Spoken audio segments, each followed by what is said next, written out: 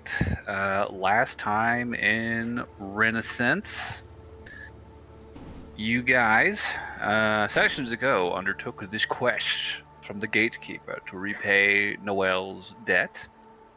You are escorting a pair of young Fey lordlings in the company of their caretaker, Aldrin, to their new home in a keep in the wilderness to the southwest of the Emerald Coast, or the Emerald Coast bordering portion of the Feywild. And so far, it's been a pretty painless journey. You guys made your way across a stone bridge from the gatekeeper's lands into sort of the realm surrounding the first real domain that you would be passing by, the Oral Vale. You guys passed between the sort of border watch towers, the remnants of the old edge of the Summerlands. Made camp there. Thought you maybe saw some evidence of another camp across the valley, but did not really see anyone over there. And within a couple of days, you guys drew close to the heart of the Oral Vale. You guys caught sight of the city at its center, and very quickly adjusted your course due south, making for the border to complete the jump, as it were, according to Aldrin's plan. And by pushing through the night, you guys were able to get outside of the Vale on the southern border, a good few hundred miles further south than when you entered, or where you entered. And were able to lie down for the night and get some sleep. Although early that morning, you were awoken by a gaggle of sightly naiads. Gaggle was the right word. Who were passing by, and Aldrin decided to make himself known and introduced himself and had himself a grand old time. We know what he did. We all know what Aldrin did. Before you guys regrouped and began travel the next day. And what you've found as you've sort of looked over this landscape coming down out of the mountains, you're sort of looking over this long stretch of hill country. There are mountains kind of rising up in every direction, but before you, there's sort of a lower, hillier sort of region. And you can see that the path ahead of you seems to be dotted with these settlements, which you've later come to suspect might be war camps after a brief altercation with a group of conscripted redcaps. Some erstwhile soldiers recruited into the armies of Highwater, who are currently, it seems, laying siege to Deepholm, your destination. So, there is a decision to be made at some point here in the near future. What direction you guys are proceeding could well affect how the next week or so of your journey plays out. Will you brave the route you had already decided upon and continue along past these war camps, or will you deviate? Will you find less open terrain? And you have seen that there is a very misty, dark forest on the other side of a chain of hills that kind of runs parallel to these hilly lowlands where these camps are set up. And in theory, you could probably take cover passing through that area and avoid being seen by the camps. But given that this is the Feywild, that misty, spooky, dark forest could very well have its own dangers inside of it. So, He'll be fine. decisions. We are picking up. It is morning on day 9 of your trip through the Feywild. You guys departed on Cairn the 50th. Although, again, that probably won't be relevant for a long while. Day 9, we are going to a ghost house. Day 9. Are there any questions before we begin? Nothing's jumping in mind. Okay. Well, if there is nothing else, then I will yield the floor to the party. You guys slept through the night. You are waking on the morning of your 9th day of travel. It is cooler than it has been the preceding 2 days.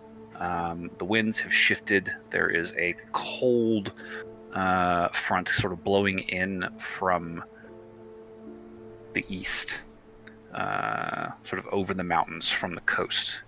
There's a dampness to the air, and you can already see as the light begins to sort of turn overhead, the shadow of rain beginning to sort of fall in these misty curtains over the western mountains. They will probably be over your pathway within an hour or two. Okay. Well, you're muted.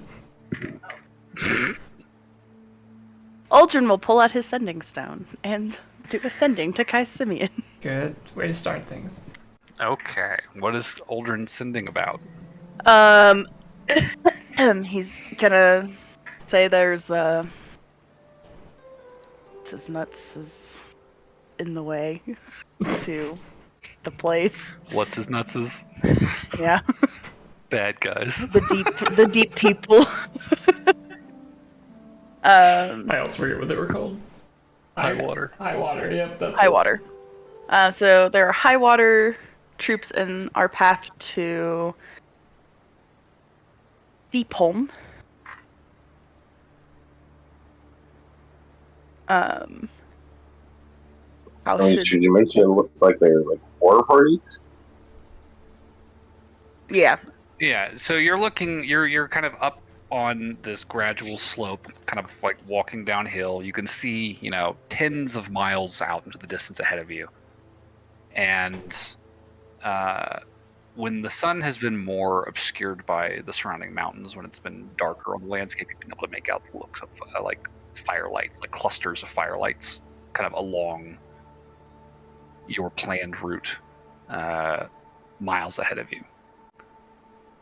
And they remind you guys of either hunting camps or war camps, varyingly, depending on who you're asking. But after the encounter with the Red Caps, you're pretty confident it's the latter, considering they were literally conscripted to look for some kids wandering around in the woods. Yeah.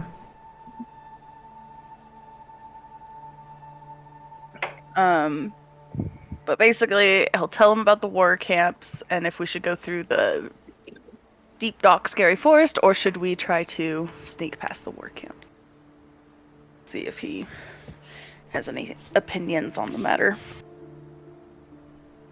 Okay. Well, he will do his best to advise you in 25 words or less. He has sending, I'm I sure. guess he send does back. he does have 50 words total, since he can send back. So, his response to you would be that his host avoided the forest, but when they passed through, the hill country was clear and unobstructed. High water must have moved in behind them as they passed through.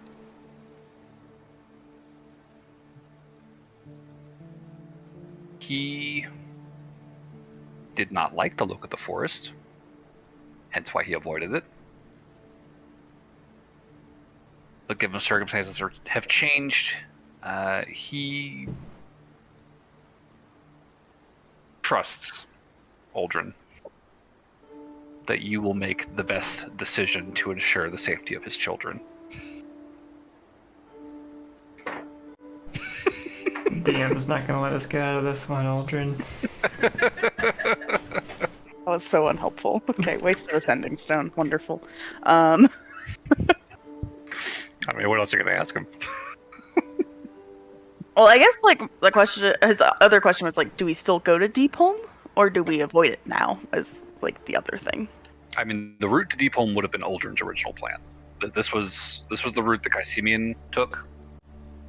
But you were not under any obligation to follow any specific route. You just knew this would be the fastest route. I get the sense that we are skipping Deepholm if we take the forest. Yes. Sounds like we are going a totally different direction then. I feel like Aldrin's like muttering to himself, like, I did not plan my map for this bullshit. And I'll be fine. To reiterate the geography, like looking ahead of you south, they're basically two routes running in parallel, sort of both heading south. It is the hill country that may or may not have soldiers wandering around, and then it is the misty dark forest, which you do not see any lights in. But they're both heading in the same direction, ostensibly towards Deepholm. If you split off on the other side of the forest, that is 100% your decision to make when you get there.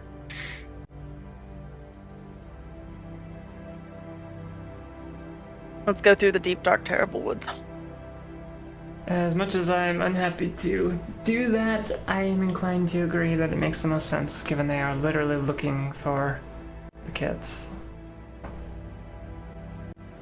Last thing we want is for them to end up in the wrong hands. I think Aldrin's gonna guide them into the forest, but he's gonna keep on the edge of the forest. Possible. Can we continue outside the forest for like a day or two more, or are we... Does it make sense to start going to the forest immediately? So, you guys... Let's see here. So you guys had like just reached that aqueduct. That was kind of the first real landmark you guys have kind of come across that you saw as you were coming down out of the mountains. So that lake that you saw is pretty close at hand on your west. So to your right, basically. Mm-hmm. And past that lake is where that forest starts. You've probably got another day of travel before... Well, honestly, you could probably make it another couple of days before you have to commit one way or the other. Because the camps are still a good distance away. Yeah. But if you are going to stay outside the forest, there is the chance that there could be people patrolling. True. So Sure. They'll be in the forest, but just not deep in the forest. it's kind of on the edge. Could skirt it for a couple days. Okay. Just kind of skirt the edge and then commit later. Mm-hmm. Aldrin will give the children different directions. Once they get to the forest and closer to the forces, he's going to say, do not run off far into the woods alone. So we're going into the woods then. Okay. Mm-hmm. I think the only other question that I have for you then is, you can see that the forest kind of comes up to the base of a mountain range that kind of runs again south, kind of creating this massive valley that everything's kind of happening in. Would you want to walk along the edge of the forest at the base of those mountains on sort of the western side of that forest, or would you want to walk along the edge of the forest closer to the camps, like the center of the valley, which would be kind of the eastern side of the forest?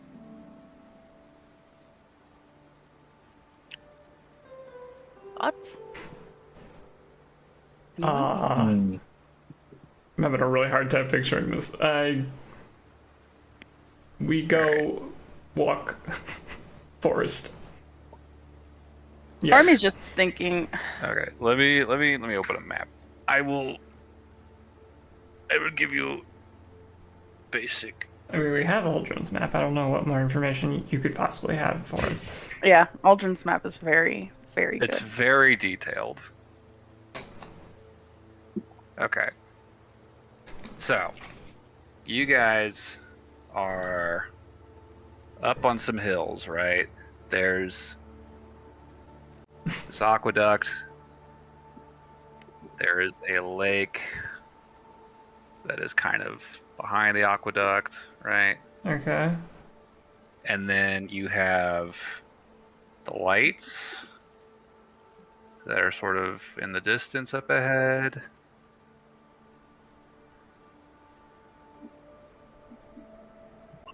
You have some hills kind of in the middle. And then you have this spooky, dark forest over here on the other side of the lake. Mm-hmm. Spooky, spooky, spooky, spooky, spooky. And the mountains are. And then the mountains are over here. Right? And then there's mountains over this way too. So, and then in the distance, you've got Deep Home, wherever the fuck that is. Why do we have to go through the forest at all if it's laid out like this? I mean, it's up Feels to like you. we can go around it entirely. Which way? Like if we stayed close to the mountains, we would just be skipping the forest entirely, wouldn't we? I mean, if Yeah. you want to go up into the mountains, sure, you could. It's not going to be fast by any means. You're going to be in the mountains. I mean, is the forest in the mountains? The forest is sort of in the valley. That's like, So we on could the like valley skirt that right edge of the forest, couldn't we? yeah, that's what I was asking. Is like, did you want to go along that edge, or did you want to skirt this edge?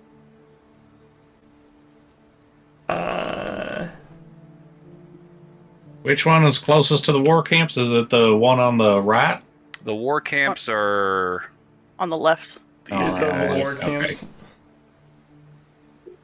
I mean, if we're trying to be safe, skirting the long way would be safer, but it is a longer trek, I imagine. Probably. I guess I'm sort of inclined to say we skirt on the closer side, if only because we can keep tabs on things going on with the war camps from a distance. We're still very far away from them. And we can duck into the forest if we need to.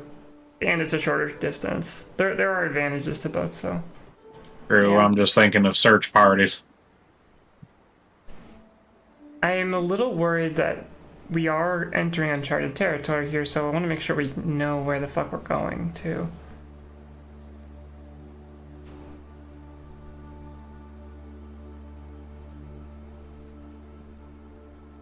I would put in my vote for skirting the closer edge of the forest, but I really think both are valid.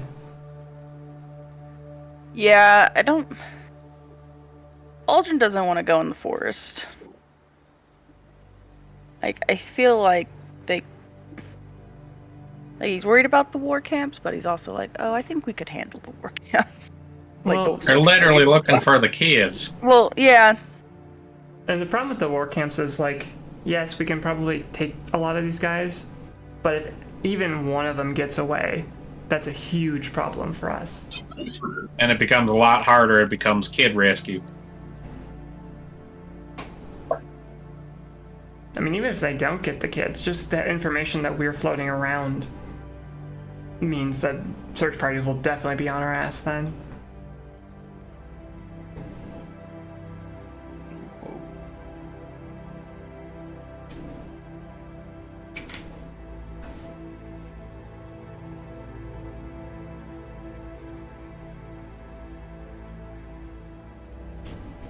I personally say we take the long route. That's my opinion. Okay. It seems the potentially safer. Granted, there could be some monsters in there, but it's not like they're going to be sending out search parties after us once we kill some. Okay, the long route is further from the war camps. yes. So the odds that we get search partied are drastically Are lower. lower on that side. It's just a longer, less charted route. Like, we don't know exactly what the path is going to be around that edge. are you having fun, Jacob? There. The fatal isle. Ta-da! The end. Anyways. Beautiful. Need some macaroni art in there. I don't think I have a macaroni stamp.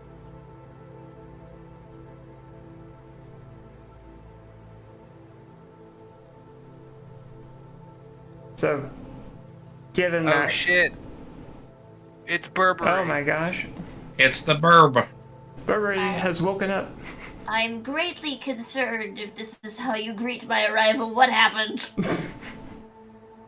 Well, I had to carry you while you were thinking or sleeping. I don't know what you were doing. You were really tired, Burberry. Depends entirely on who you ask. If you ask me, I was definitely thinking, yeah, he was passed out. There's your macaroni art. Beautiful. There's macaroni art? What? We were confused Now about that's a how temp- this path was laid out, and Plet was drawing it for us, and then he drew a bunch of macaroni on top of it. David said I needed macaroni art, so I had macaroni. That's going on the fridge. Thank you. Please take a screenshot.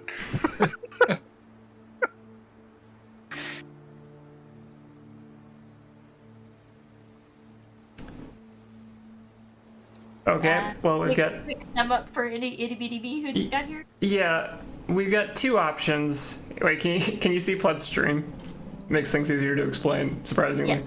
Okay, so the little yellow dots are the war camps, the green is the spooky forest. We can either take the red path, which keeps us closer to the war camps, but is a more direct route, or we can take the red path on the right, which is closer to the mountains, a more difficult path, but it's very safe from the war camps.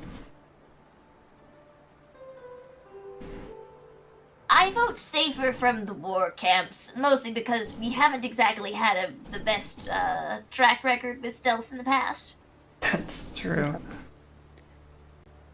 Well, you are the second vote for the mountain pass.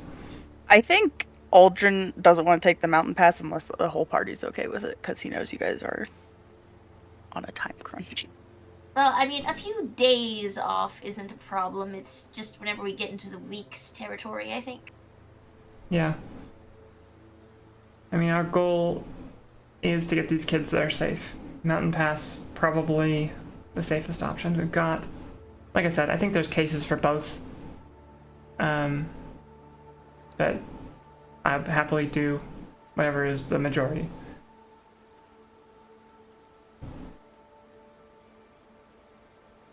I vote spooky long pass. Okay, mountain pass. Berber is mountain pass. Aldrin or John, do you have opinions? I think Aldrin would prefer mountain pass, but And remember, it's less of a pass unless you really want to climb up into the mountains. If you want to do Well, that, it's a short hit. Yeah, We don't have names for John this. has mountain path. John has I'll say. but if he had to choose, he would say brute force. We just barreled through the war camps, right? That will go terribly. That would be the fastest option, is to just... mean, it would. It's a way to die. Barnaby's opinionated. See, but my thing is that because they're camping there, I don't think they're willing to cross the border yet. And so I think if we can crash through and get across the border, I don't think they're gonna like all out fall.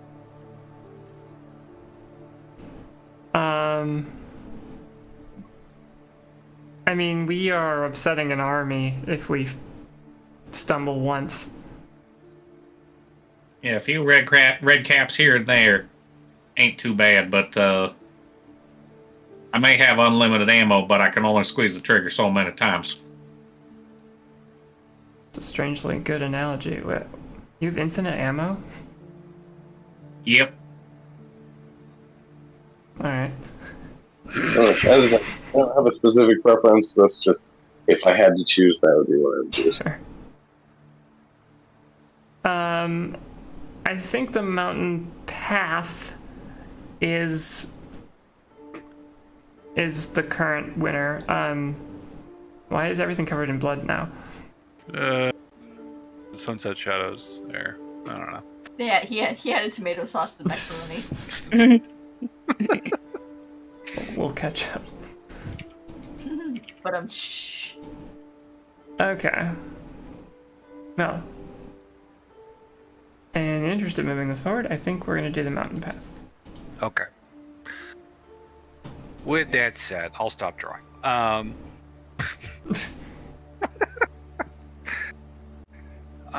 Returning our attention to your route. With that plan then, Do you guys want to go, I guess, right or left side of the lake? If you want to, looking at it, you could take I suppose. the right side. Yeah. All right. We're just beelining for the mountains. Sounds like it. Okay. With that said, then, I do think that we are probably due for some different encounters this trek. So let me delete my initial plans, and let's roll some shit, shall we? I love it when Throw it players all into the make clever trash. plans. Just throw out all my notes. Let me just throw those out, and we'll Useless. see what Thanks a happens, lot. shall we? You just made this mountain path sound so sexy. Did I? We couldn't not. Okay. Could I get a D100 roll from someone, please? I could do this one, because why not? Do it. Hiya! 49. 49. Okay.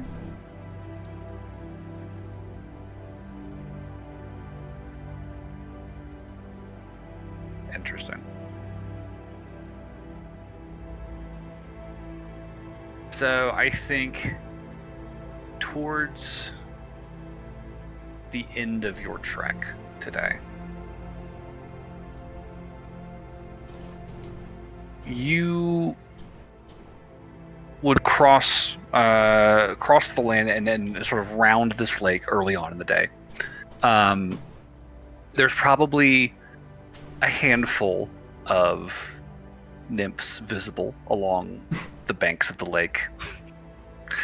A couple of which, Aldrin, you might recognize, and they'll give you a little furtive wave as you and your party continue along their way.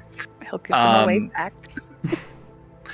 And I think as you move, you sort of are, riding the cusp of this forest and sort of making your way over kind of rocky kind of foothills of the mountains. There's not really good pathways there necessarily, but it is pretty wild territory and pretty isolated.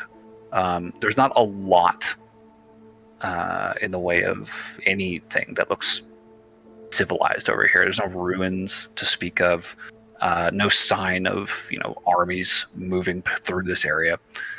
But you do see periodically these figures, these nymphs that you've crossed paths with a few times now already, sort of standing in the mist, sort of almost entranced by a tree or a massive glacial boulder, it looks like. And some of them will kind of regard you as you pass by. They'll sort of make eye contact, they'll nod and kind of return to their communion. Others catch sight of you and immediately withdraw into the eaves of the forest and vanish into the mist. And as you are making camp, that you guys have found yourselves a nice secluded little dell, decent enough tree cover, not too deep into the forest, not too terribly foggy. It seems like a pretty decent spot.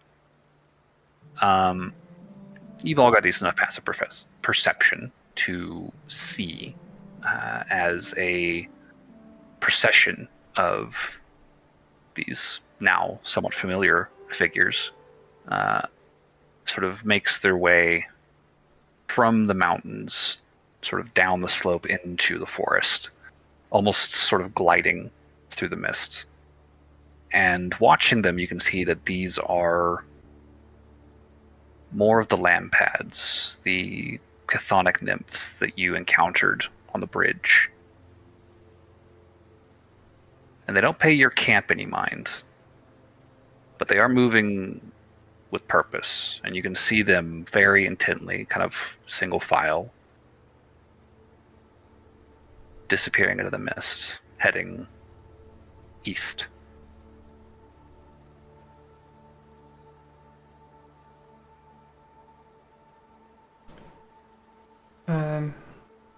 Is that the direction we're going? You guys are heading south.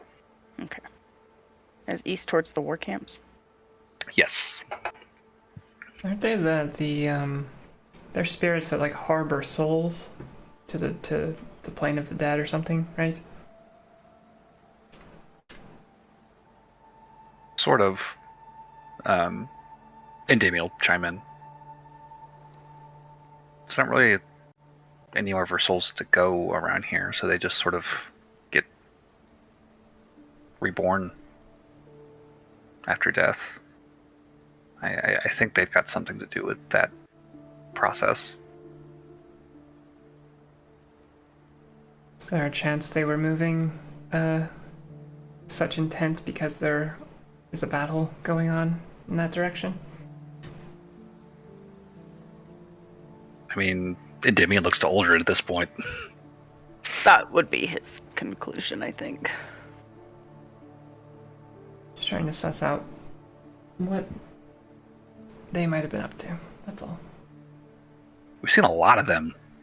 Chiron will probably pipe up. I know. I thought this was a different encounter table. Yeah. It's almost like there's a lot of shit going on around us or something. Crazy. Yep. Well, assuming everything looks chill, just go to bed probably at some point. Okay. Who is taking the first watch? I can get it.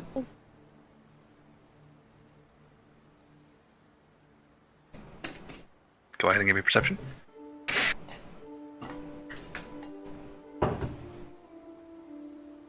21 total. 21. Okay.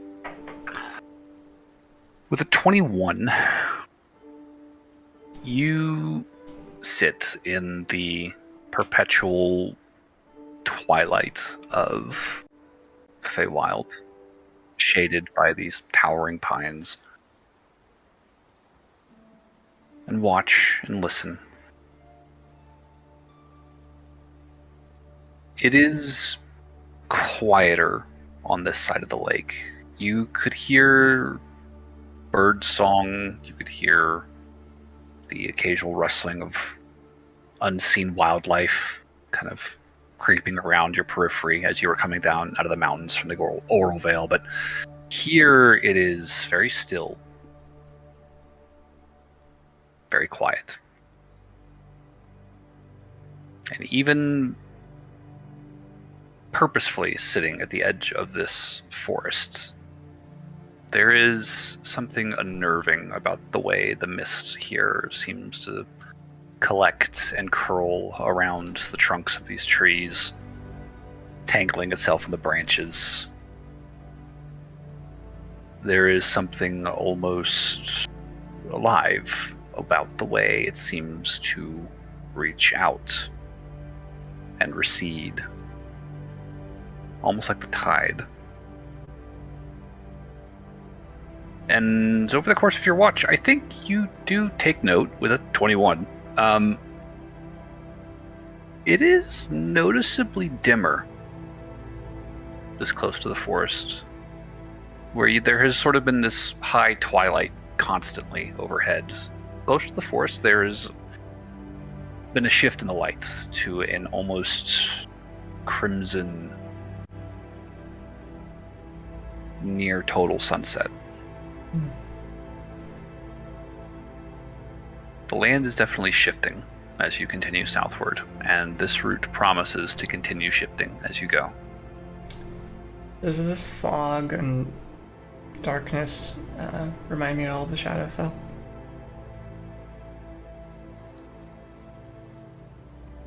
I'll say give me an Arcana check if you're trying to suss out anything more than just kind of a gut feeling. Oh, good roll. 20 total. 20. I would say this does not feel like the Shadowfell, for sure. This is a very, very... It's quiet and unnerving, but it is much more lively feeling. There is something very present about the forest and the fog here. And to your memory, the Shadowfell felt very, very dead to you. As unnerving as this fog seems, and not knowing what it might be concealing, your experience in the Feywild so far has definitely left an impression that this place, regardless of whether it bends towards the light or the dark, is much, much, much more alive. Right. Okay. Well, assuming nothing happens, I would wake up Burberry. It would be a quiet shift outside of the notes of observation here. Sure. Okay. Burberry, go ahead and give me a perception check for second watch.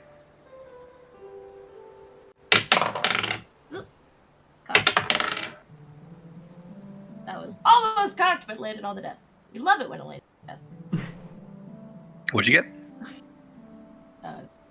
Don't mind me. I'm sorry.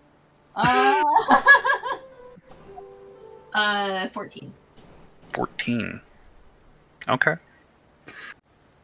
And 14, it is a quiet shift of watch. You watch through the surface of the dome as the forest around you gently sways in the breeze, and the mists continue to curl in and out around the trunks. Much like me, I'll doodle while I'm not doing anything else. Sure thing. Who is going to be third watch? I'll wake John. Okay. Johnny boy. Oh, Johnny boy, the watch is calling. Sorry, took me a minute to get to my mute button. All good. You need a perception check? Yes. Wow. Okay. Great time to do a nat 20. Plus 6. 26. 26. Okay. With a 26, John. About an hour into your watch, you would see movement on the slopes further up the mountain, kind of coming down through the brush and the trees there. And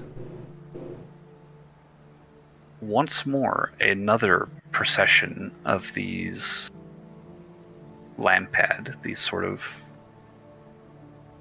chthonic earth and death aligned nymphs, are making their way down the slope,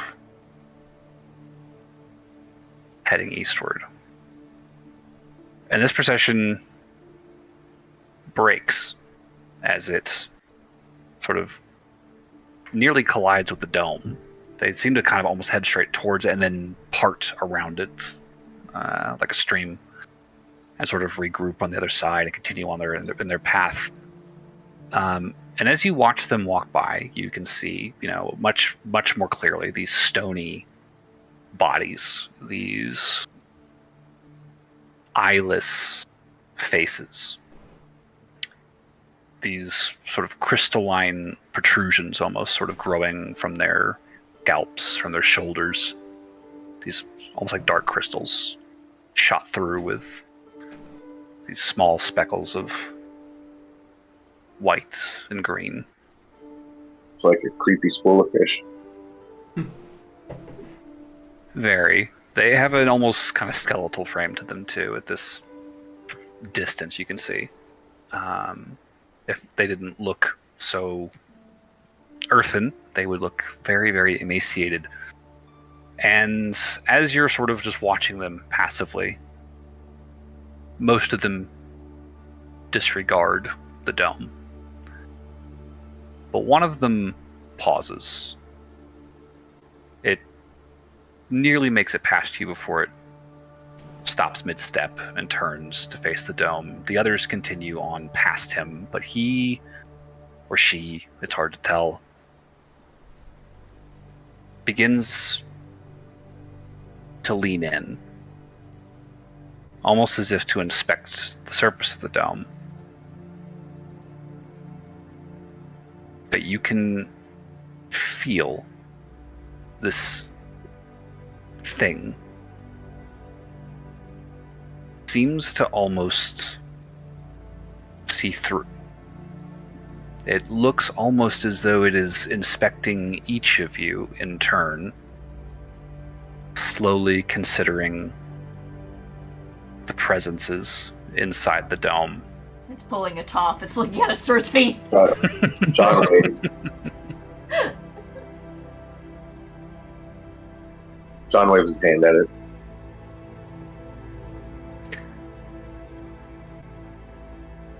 It doesn't really react to the gesture, but a couple of seconds later you see it straighten back up and sort of cock its head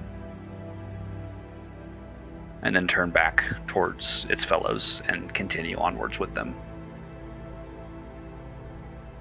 There's probably a couple dozen of them that you watch walk past the dome and continue onwards into the mist until they too vanish from sight.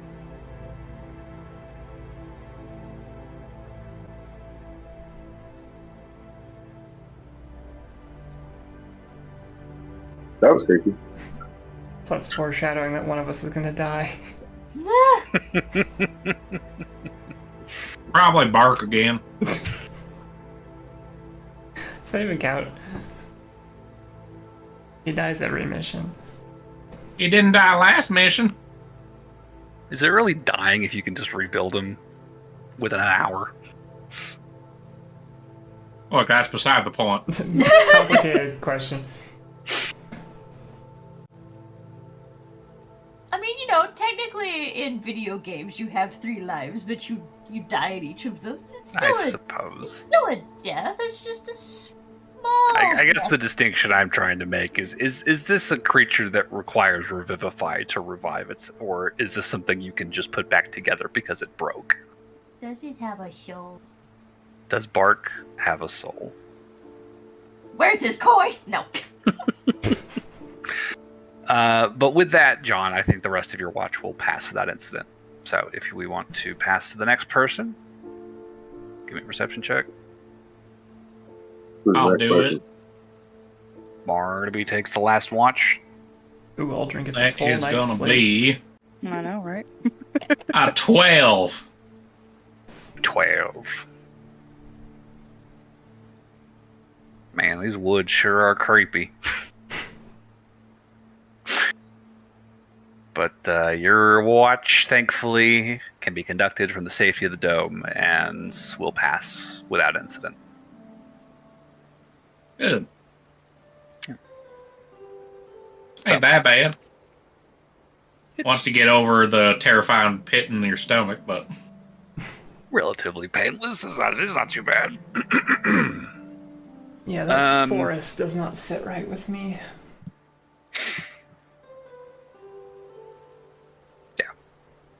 So, waking on your 10th day of your trek, continuing on your way, doing your best to avoid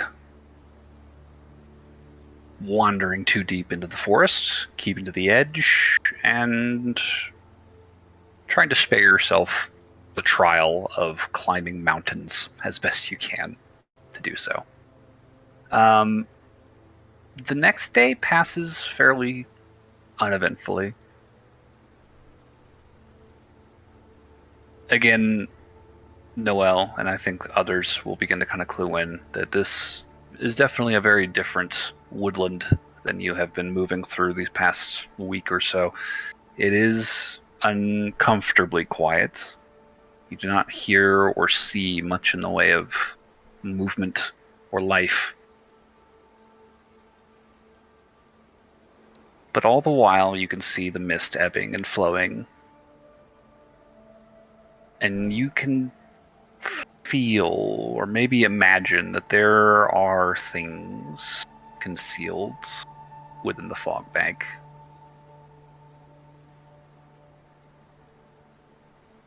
Waiting maybe hoping you guys wander a little further in. It's not a great walk. The night's gonna pass quietly, if fitfully. Day 11 will pick up. In the ghost house. You will wake up on the edge of the forest as you have the day before. But I will need another D100 roll from somebody, please. I got you. Eventually. 78. 78.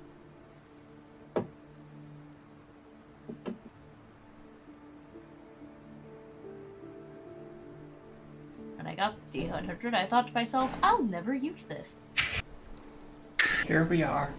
And here we are. And I think we'll just say Burberry since you rolled. As your watch wraps up and you get ready to move to wake the rest of the party to begin day 11, you hear in the distance, in the forest, behind the fog, someone laughing.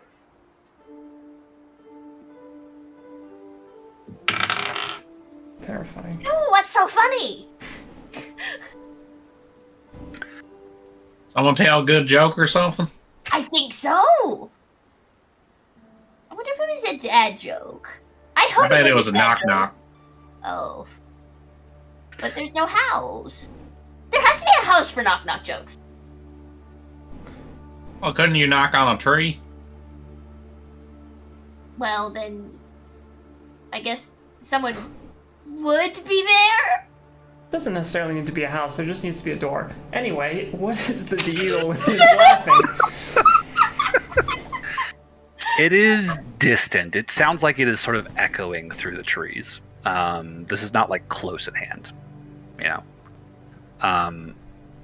But it is very distinctly the sound of laughter.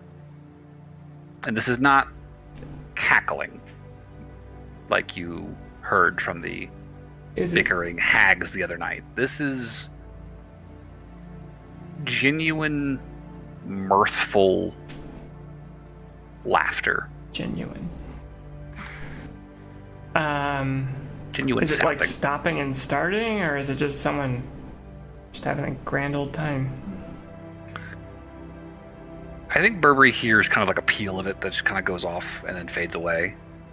And listening for another few minutes, you hear another kind of run of laughter pick up and then fade again. Still probably about the same distance away. I say we get the camp packed up and get the hell out of here. Yep. Don't go towards the laughing. Not a good sign. Well, what if it's a really good knock knock Wait. joke? Where are the children at? The kids are both huddled next to each other. Like holding each other, fucking staring into the forest. Oh, are they scared? Yeah, no, it's very obvious. That is very upsetting to them. Oh, come on, it's just a knock knock joke. Can't be that bad. I feel like he'll tuck each of them under one arm as they walk. And he's like, "You're good, you're fine, let's go. We're leaving." Endymion genuinely looks like just unhappy as he is walking with you. Like he does not want to be here right now. Kyron, meanwhile, I think is like very unhappy about the laughter, but he is also just baffled by half of the party's reaction to it. It's like you guys and you hear it for hours as you're hiking, like off and on. Every couple of minutes, there is this. Is there something we should be concerned about? And I like, thought laughing was a good thing. Barnaby and Burberry both. Like Kyron's just going back and forth between the two of them, just like, how are you so calm? Like you can see it in his eyes, but he's not saying anything. Oh well, you know what? Once you see a weird thing that's all teeth and shadow and stuff, there are worse. As long as it's not a coconut crab, can't be that bad. So I get the sense that it's I following would us. think theoretically it would be worse than a coconut crab. I'll say give me a perception check. Okay, Mel's rolling pretty good tonight. 23. 23. Like, let's say if we're walking, does it sort of like fade out, like we're moving past it, and then suddenly it's close again? It's hard to say because it does not seem to grow more or less distant. Over the next 3 or 4 hours, like you hear this laughter intermittently, and it's always that same distant, echoey tone to it. So you definitely haven't left it behind. But it's also not getting any closer. But it's kind of following us, though. Either following or moving in the same direction. At the very minimum. Or the entire forest is laughing at us. Or that. Can I see if Aldrin knows what this is? Yeah, give me Arcana or Nature, your choice. Both are shit. Nope. Moving along. I mean, this is probably part and parcel for Fey bullshit you might expect while traveling in the wilderness of the Feywild. But he would not be able to ascribe it to anything. This is not his area of expertise necessarily. So it get quieter in the moments where we're like diverting away from the forest for, 20 minutes of walk or whatever.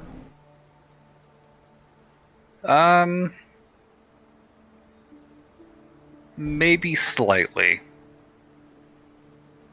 I will say, assuming you guys are not intentionally trying to climb higher up the slope, like up into the mountains away from the forests, there's only really so far you're going to get away from it, even at the furthest extremity, really, from sort of the mists, I should say.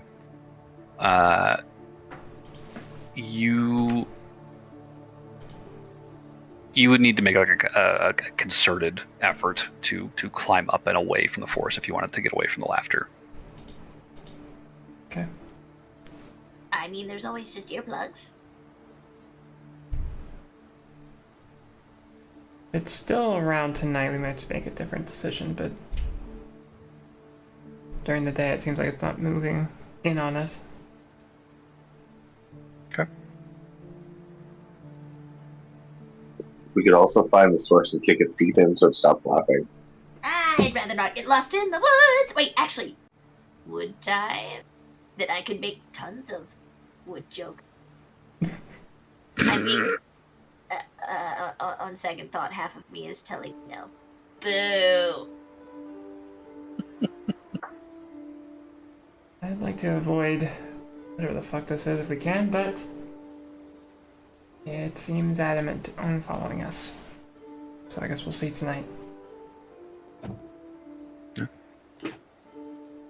I will say around noon, you hear the laughter for probably the 20th, 25th time, maybe, over the course of the morning. And then realize, hours later, that was probably the last you had heard of it. And the rest of your day proceeds in silence as you continue to hike and clamber over rock and stream, avoiding See, it's gone. dipping too deep into the valley below and getting too close to that curling mist.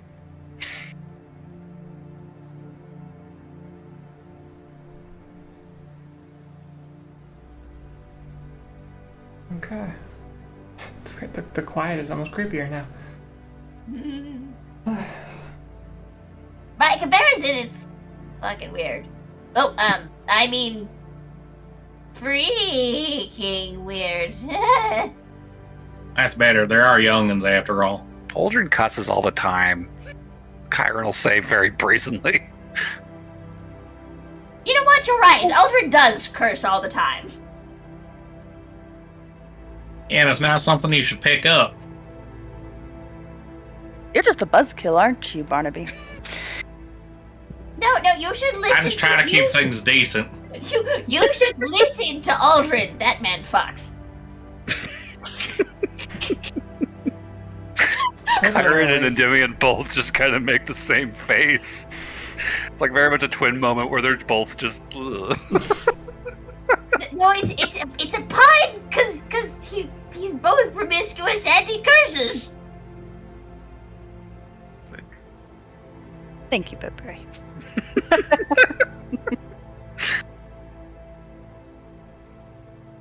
For those of you who know what the sound is, you just hear a from underneath. I know that. It's a very subtle slap under the cloth. No comment. Well, with that, eventually, you guys set up camp, set your watches. I was just gonna say, I think Noelle is gonna do something tonight. Okay. Watch this backfire horribly. This is a little not rules as written, but I want to just try something, I guess. Okay. I'm gonna go up to the kind of near the edge of the forest to where I can almost sort of see the fog sort of drifting nearby me. Kind of the line where the tide of it kind of washes up and wafts around the trees. Sure. I'm gonna just use my universal speech. It says I have to pick a creature, but the Feywild is very alive. So I kind of just wanted to pick the forest for a moment. Okay. Consider it like a janky speak with Anna or speak with plants. Sure. An off-brand. Yeah. So what are you doing? I'm just going to say,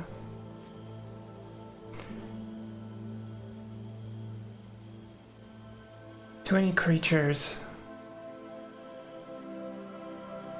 who feel like they could engage with us and survive the encounter, you will only find death beyond the edge of this forest. Heed this warning.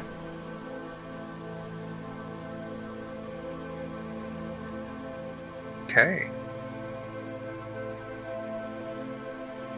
I'll say go ahead and give me an intimidation check.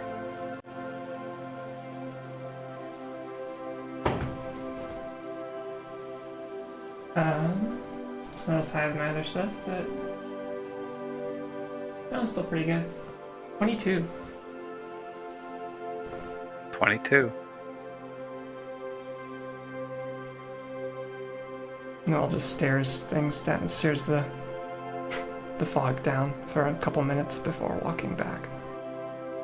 Look at darkness. Does the darkness look You stand and watch the fog continue to sort of ebb and flow. And at first, there isn't much of a response.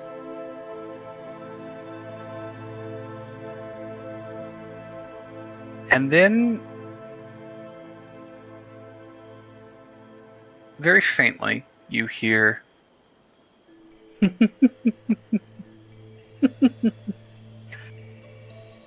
distant, echoing chuckles, as if from someone very, very far away, make their way to you. And as the fog sort of recedes back between the trees ahead of you, it seems to almost buckle and pull even deeper backwards. And you can see almost a gap in the fog open up and a path seems to open at your feet.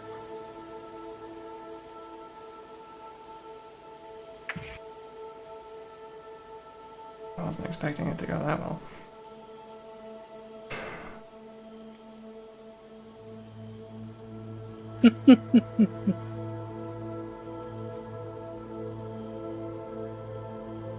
A good decision. I'm heading back to camp. Okay. I think as you turn away from the path, you feel the fog kind of fill in behind you, and you just hear that laughter. Very distant. As you return to the others. I warned him. I'll get the dump set up. Okay. And with that, I think over the course of the night, you keep watch, kind of watching under the red of that very low-hanging sun, filtering down to the trees through the fog. And every now and then, maybe once every hour or two, you can make out very, very distant peals of laughter.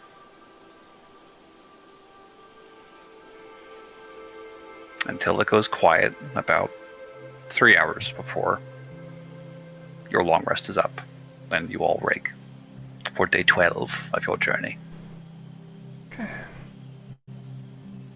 Could I get another D100 roll, please?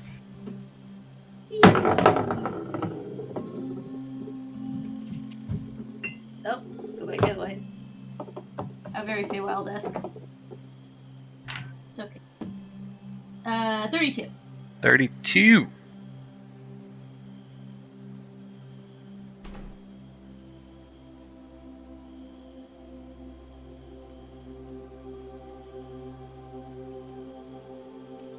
Okay.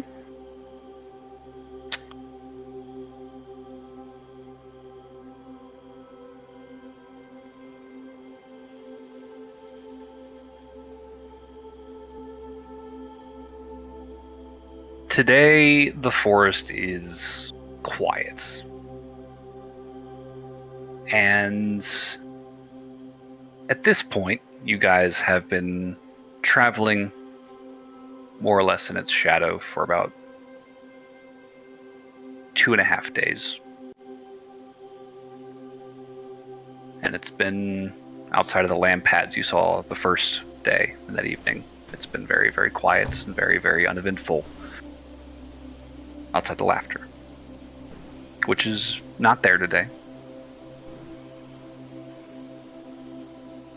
But as your day begins winding down, as you can feel yourselves starting to grow tired in the afternoon, you start looking for somewhere to camp.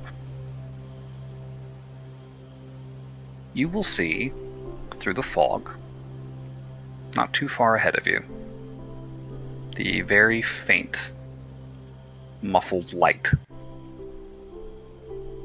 and hear the crackle of a campfire.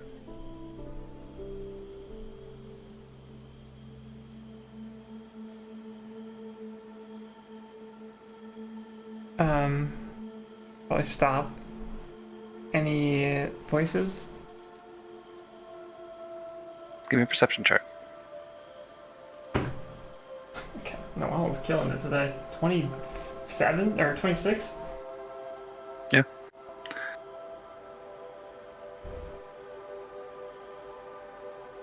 You can hear a few voices. Yeah. Any masculine, feminine indication? There's at least one woman and a few men that you can hear.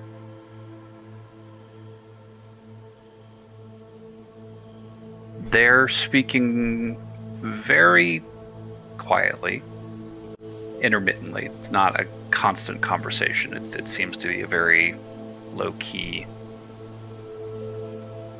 little sit-down. And they are speaking in Sylvan, Yeah. which is... Can I see if Aldrin hears this? Sure. 16. 16. I mean, you stop and listen, and you're a little surprised Noel could hear it. But yeah, you can hear... It sounds like very faint conversation up ahead of you. It's hard to make out words, but you can definitely recognize like the accent sounds Sylvan. They sound native to the Feywild. It sounds like at least one lady and a handful of fellas. Barry, do you have tongues today? I do, actually. Mostly because I forgot to switch out my spells from yesterday. It's fine. If you cast on them, I can get closer probably and see if I can understand what they're talking about. If it's a war camp or if it's just travelers. Done! Here you go. Thank you muchly. Alright, I want to stealth closer so I can understand what they're saying. Okay. Also, give me a stealth check.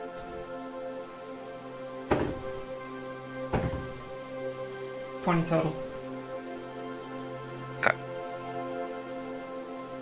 So, Noel quietly creeps forward from the others and begins to approach this hazy firelight shining through the mist. And as you get closer, the voices grow more distinct, and you are able to pick out a handful of speakers. By your count, probably 5 of them, all told. The conversation, as you draw closer, is not terribly interesting. It is very sparse, very intermittent. It is largely a mixture of just kind of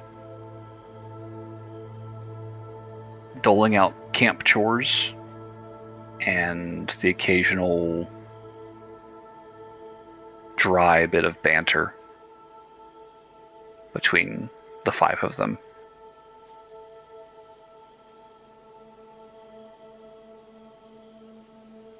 From the sound of it,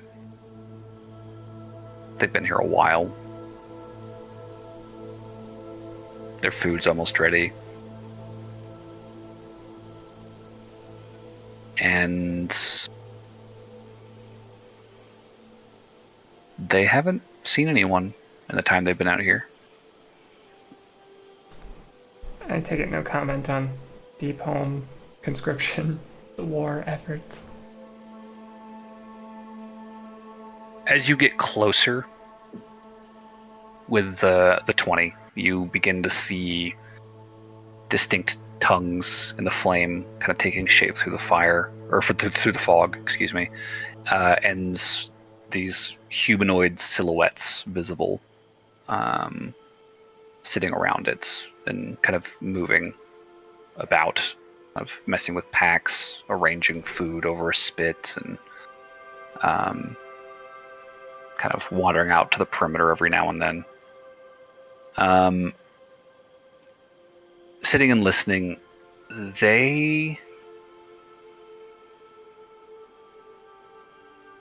don't mention a war explicitly, but you do get the sense that they are posted here.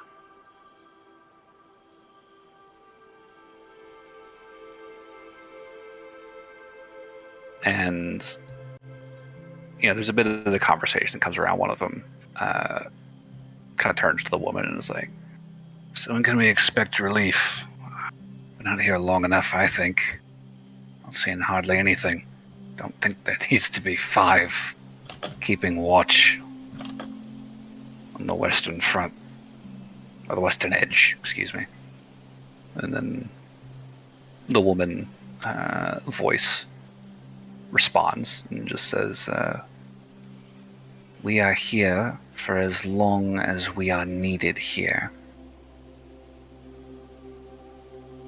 And when Baba calls us back, we will return as we are bid." Or have you forgotten our place?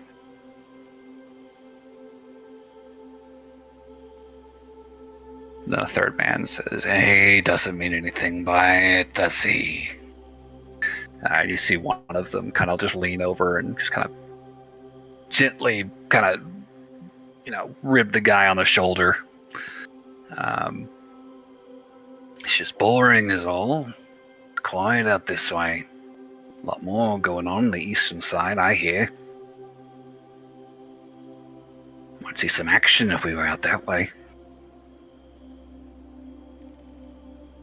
The woman says, "What's happening out east isn't any of our concern, as long as they don't make any inroads this way."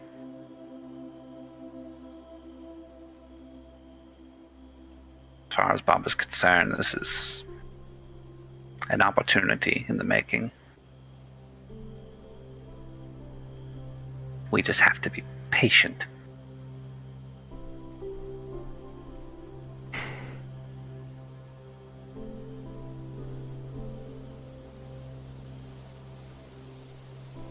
I think Noel would probably back away from this. Okay. Return to the group. Lay out what was said. Baba? I don't. Does Aldrin know who that is? Is that like did it sound like the name of like a hag or something? I mean, Aldrin, you want to give me a history check? Noel, Nope. I'll say Arcana or Nature. Sure. Knows nothing. Okay. 13.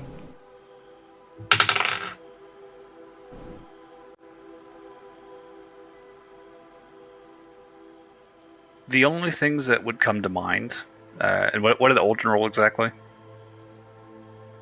5. 5. Oh. So, the only things that would come to Aldrin and Noel's mind with this, you have heard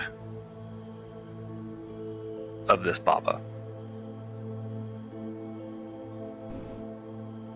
The night you overheard the hags arguing, they referred to Baba repeatedly. Who is referred to? Baba. In what context?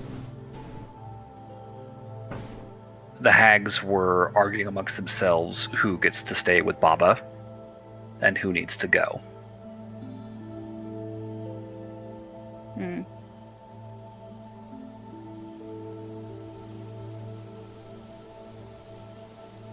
Interesting.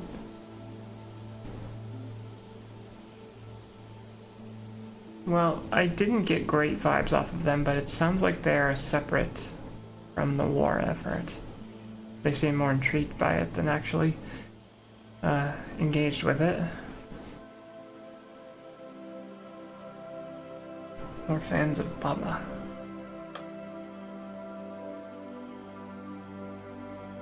Makes me wonder if that was who was laughing. No, that was haha.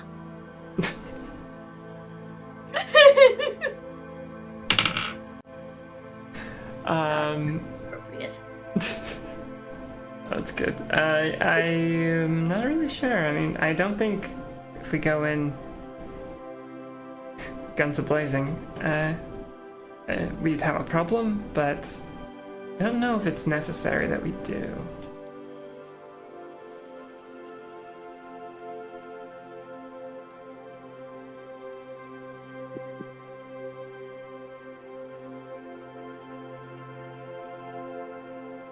say it's probably prudent to keep the kids hidden at first, just in case. Burberry nods. Kind of glance over at the kids. Can you go invisible or something while we work this out? They'll just quietly nod. Okay. Let's start heading that way before Tons wears off. So you're gonna head back towards their camp? I think that's our best bet. Okay, just clarifying. Is it just Noel, or is anyone else going with them? I feel like we should all go. Yeah, I'll go. Just so if things go bad, it's not just me or just Aldrin or whoever up there. Okay. Plus, it's not like we can really collectively stealth anyway, so we're walking by Sure. no matter what we do. Okay. So as you turn to lead the party, the twins both vanish under a veil of magic, and you return towards the edge of that camp. And as you're approaching, en masse, you would definitely hear the tone of conversation around the camp shift. And the Sylvan speakers in the group would all be able to hear pretty clearly, as you are close enough now. Hey, hold up, someone's coming. You'd hear people kind of rapidly getting to their feet, all sort of turning, and you would see the firelight obscured by these sort of partial silhouettes that are now barely kind of visible through the fog until you get closer. And as you do, you see 5 very rough-looking elvish figures.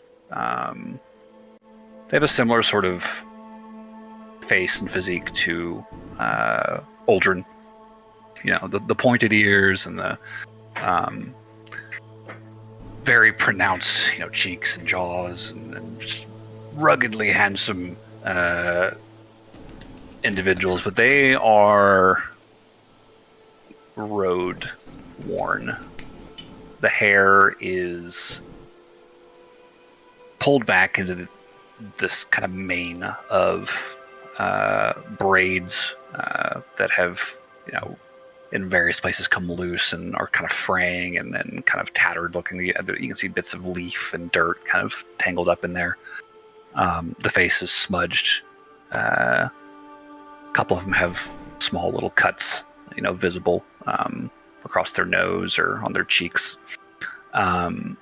They're dressed in these very loose-fitting, would look like hides, that are sort of like clasped over their shoulders like capes or cloaks, and underneath very baggy-looking, just kind of dark fur-lined clothes. They don't appear to be armed, but they are squaring off in front of all of you as a group, kind of at the ready as you approach. The woman in the center of them. And she kind of stands at the ready, watching as you step forward, kind of arms, poised as if, ready to throw down. Sure. And she asks, and who exactly are you supposed to be? Hello, lovely. My name is Aldrin. Nice to meet you. This one's too familiar, one of them says as he steps forward next to her. Step back, Aldrin, if you know what's good for you. And she'll just kind of hold a hand up. Peace. I feel like he just gives him like a look like, really?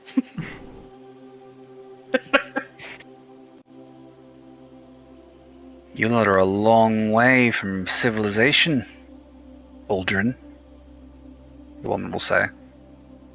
You're not wrong. Yes, that's quite true. We are, aren't we? What brings you to our neck of the woods?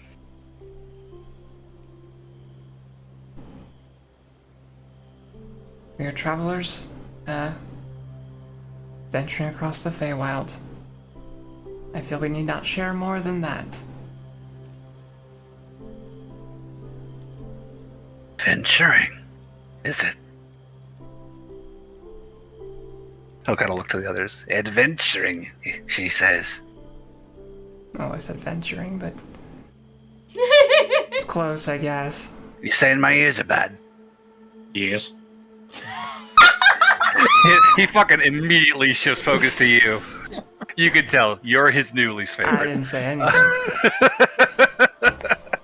As he's like fucking locking eyes with you, Barnaby. You just see the nostrils kind of flare at that. And again, the woman just holds her hand up.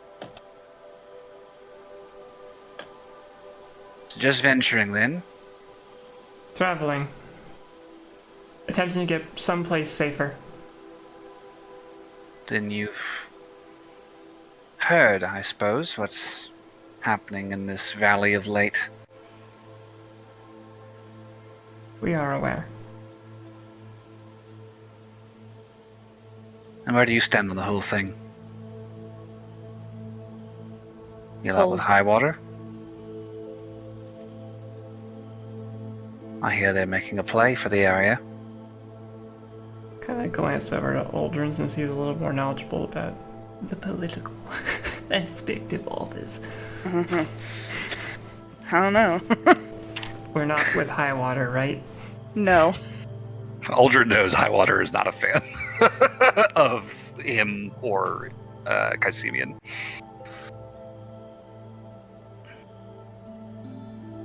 I don't know what to say. Come on, Warlock.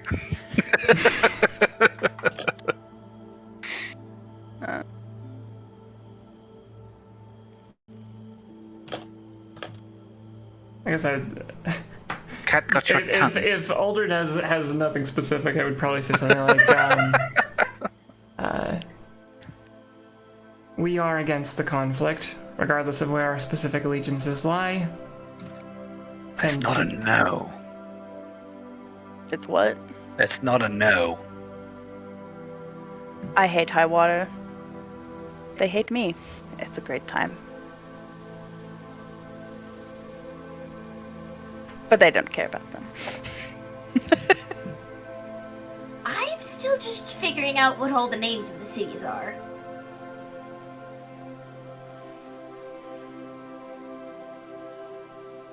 I think at that point the woman will sort of kind of look to this one fella who's seems pretty eager to pick a fight. Looks back to you guys. And she'll just kind of very gently put a hand on his shoulder and just kind of push him back behind her. You see her kind of relax a little bit, cross her arms. Just give him a cookie. go sit down. The adults are talking. The adults are talking. Well then, travelers.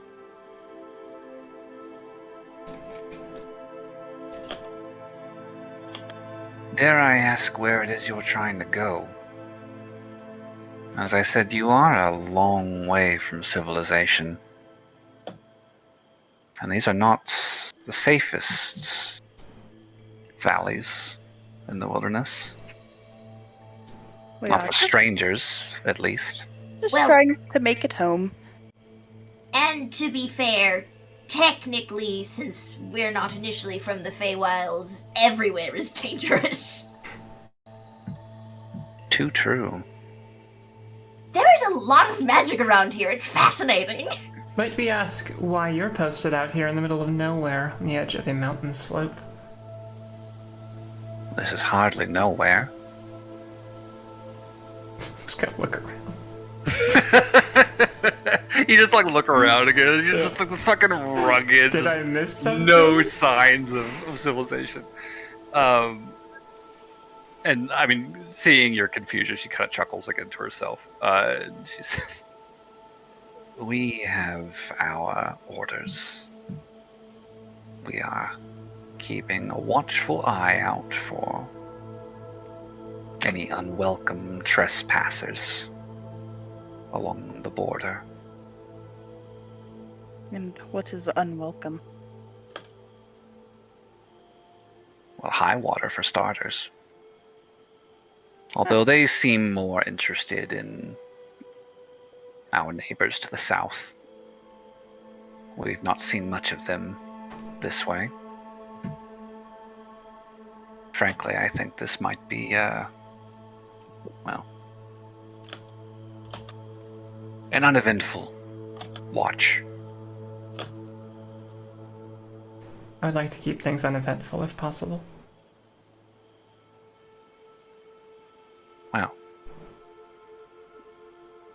considering you are not the sort of danger we're keeping an eye out for, I see no reason it shouldn't stay that way.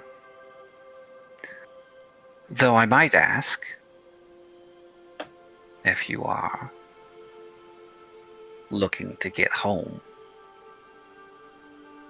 where is it that you call home?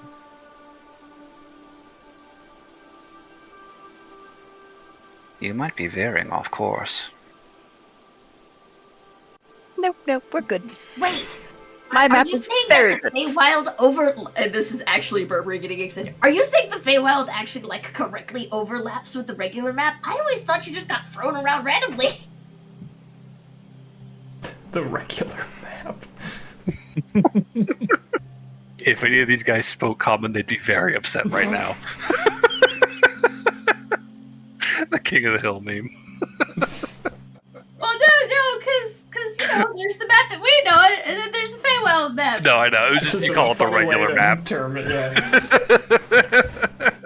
And they're like, this is the regular map. Where do you come from, weirdo? Or okay, well, the same rule would still apply. It would just the Feywild would be the regular map. So that means that the regular map works with our map. Touche. For what it's worth, Burger, if you wanted to participate, you could tongues yourself as well. It is not concentration. I just looked. Oh, I'm. Yeah, sure. I'll tongues myself. Sure. Gross. Oh, you're just jealous. Most people can't Nope. do that. They're not flexible enough. Burberry doesn't need to be flexible. Anyways. Yeah, so Burberry chimes in with this. I think we'll say, that the grumpy man looking for a fight maybe gets a rise out of that notion, and you correct, and he's just kind of. I will say the woman will continue to press though, and ask, "Are you quite sure you know where you're going?" I'm just gonna give off like Yes. as a My whole. map is very good. I'm just gonna give off the as a whole. I'm a Feywild tourist vibe. Like getting excited over stupid. It's you could tell most of these Fae seem pretty annoyed.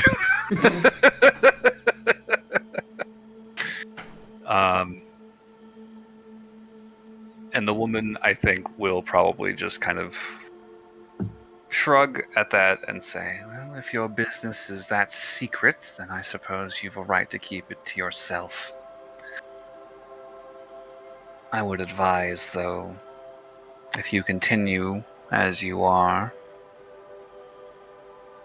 there are more of us watching the border of the forest. Not all of us are quite so friendly.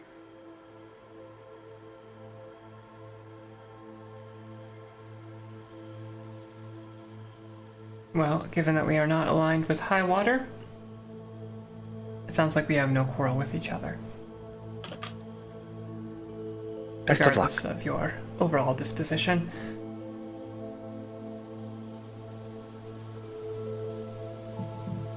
She will just kind of gesture.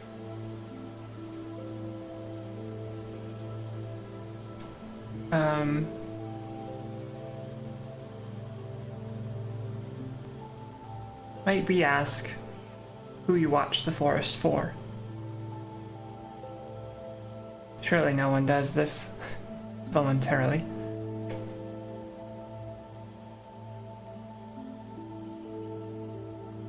We serve the great Baba Grika.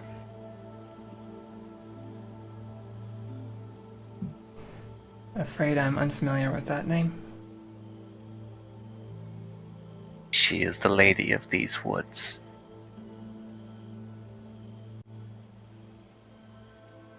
Soon to You be... have a very pretty laugh.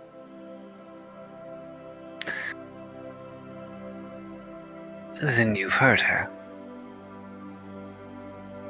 Quite consistently. Yes. Seems we have. Lots of laughing.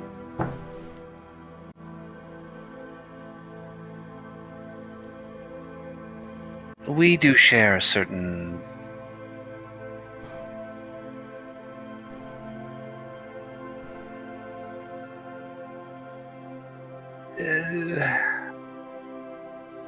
overlap, shall we say, in hobbies.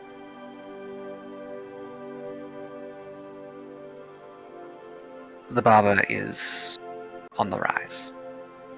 She is sure to be an archfey of her own making in due time. We serve in the hopes that when she does ascend, she will remember who stood by her and held the faith.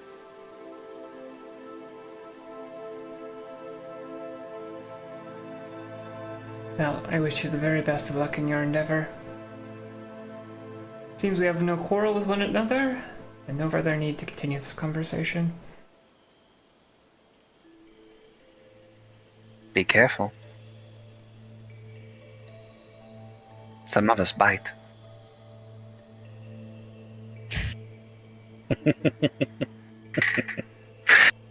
She'll just give you like a little on the shoulder and turn back with her group back towards the fire and kind of return to their seats. And she will just kind of sit on the other side of it, hands clasped under her chin, watching as you guys gather yourselves to depart. Probably continue walking past them a ways, I guess. It's not the actual end of the day yet. Fair enough.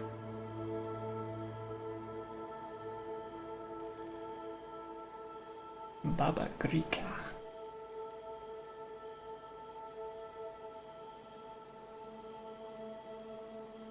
I'll get the dome set up once we get tired, and we'll take our watch. Okay.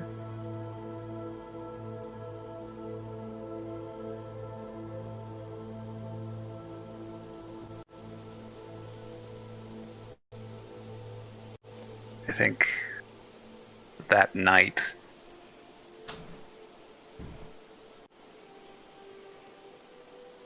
as you man your post within the dome, the sky overhead as you continue to head south seems to very slowly be dimming day after day. It's gone now from this brilliant red to sort of a dusky twilight. You can still see that ribbon of gold on the horizon around you, but the sky directly overhead is beginning to take on this sort of purplish, pale hue. Directly overhead, looking straight up, there are faint traces of starlight visible at the zenith. And as the fog swirls around the trees, not too far from your camp, there is a moment in the night where you hear far behind you in the distance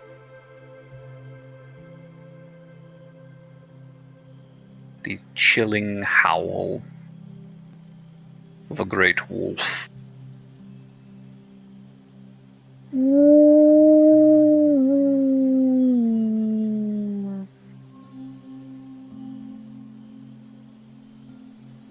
Puppy. But other than that, your watch will pass without incident, and you will wake on the 13th, bright and early, rested, and ready to continue. At this point, I think I need to take a bathroom break, so this would probably be a good place to take our 10 minutes, Okay. and we can pick up at 10:30. Okay. So you're All ready. right.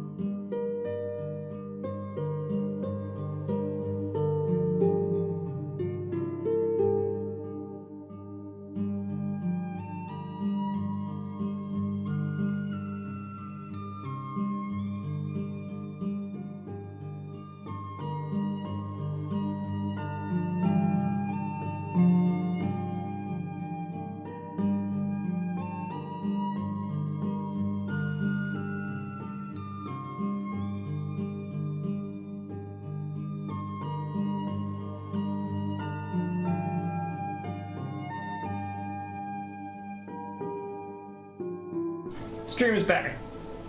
Okay. Time for fighting wolves. I assume.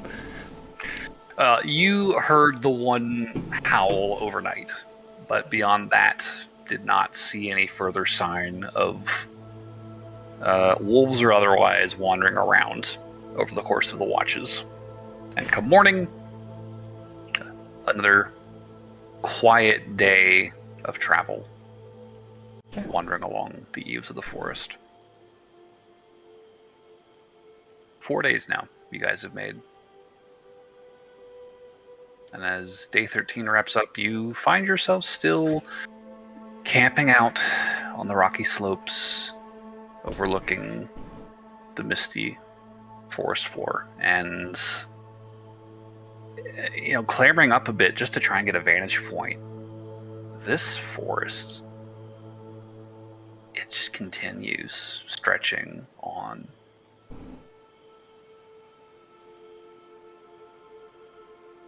And the further south you go, the dimmer the lights of the sun becomes. And tonight, you find yourselves camping in a real gloomy twilight. The sun is not visible, having sunk below the horizon, and the sky overhead is growing starry when you can see it through the clouds. I'm gonna try something just as an experiment. We're pretty. We've been traveling for a few days now, so I'm going to turn into a giant eagle, fly more for myself. Okay. And I'm just gonna go up. And just fly around for 10 minutes and just look at the landscape as high as a giant eagle can possibly fly. Okay. I'll say go ahead and give me a perception check. Using eagle stats. I'll use inspiration for this one. I'm pretty sure eagles have advantage. It's alright. Oh, they have advantage? I think so. Yeah, they have keen sight. Oh. Okay. Advantage on wisdom checks. What's their bonus? +4. Okay. 15 total. Okay, 15. So, you guys have been at it for about 4 days now. Flying up high overhead, you can see a considerable distance in every direction.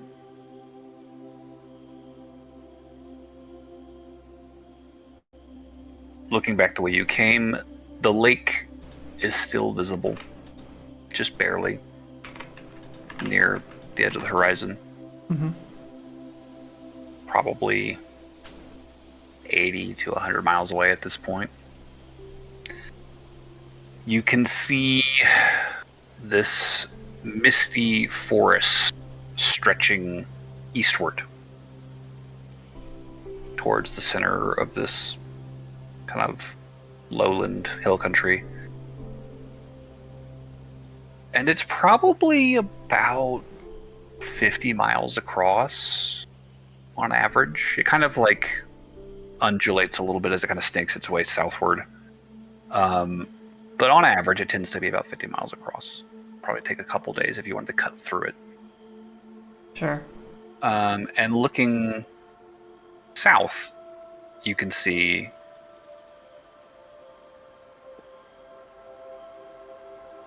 the forest continues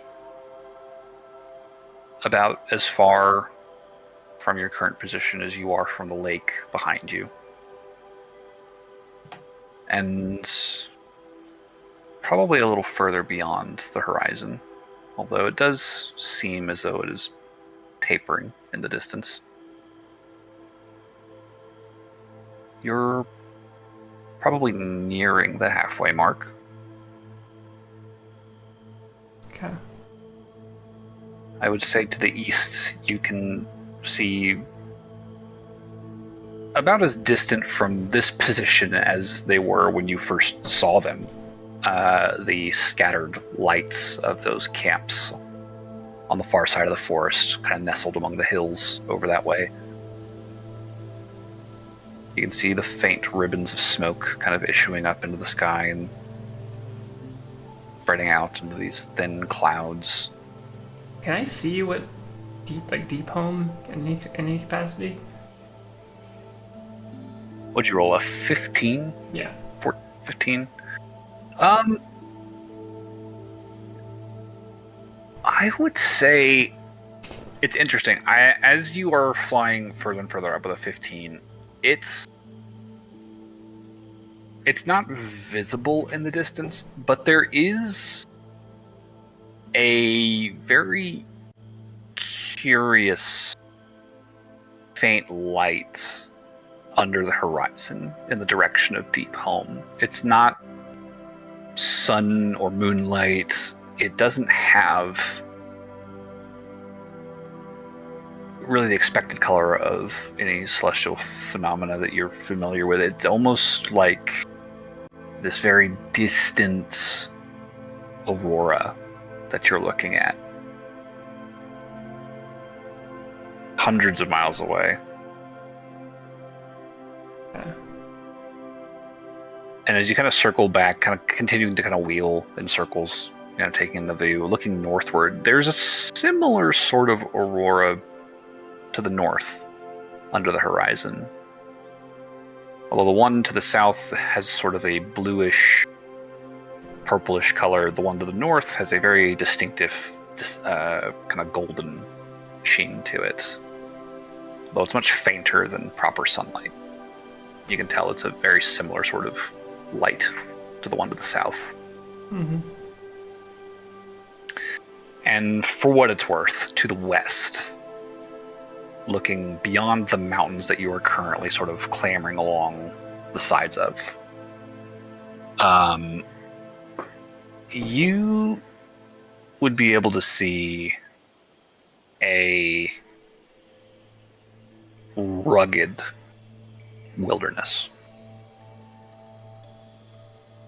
There are deep stretches of dark forest kind of running in these long stripes between these towering gray craggy peaks.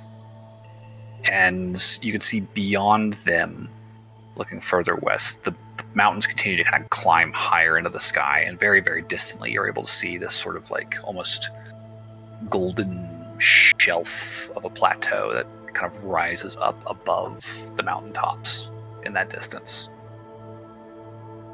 And from the look of it, there are very small, distant, jagged peaks kind of running along the top of that land formation as well. It is verdant and rugged looking, and there does not seem to be any sign of proper civilization of any kind out that way.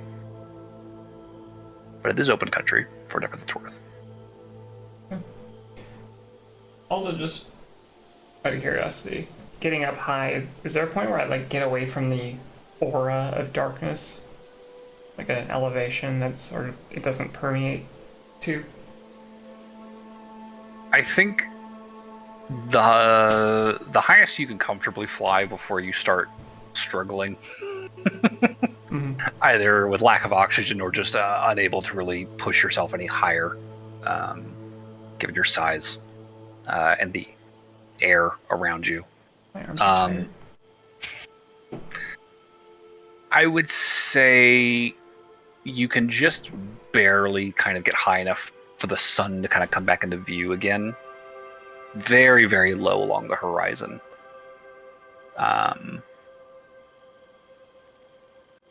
The sky doesn't really change much in hue with that. Like, it's still pretty dark overhead. You can still see stars directly overhead. But catching sight of the sun is something, I suppose. It feels a little heartening that it's not completely obscured.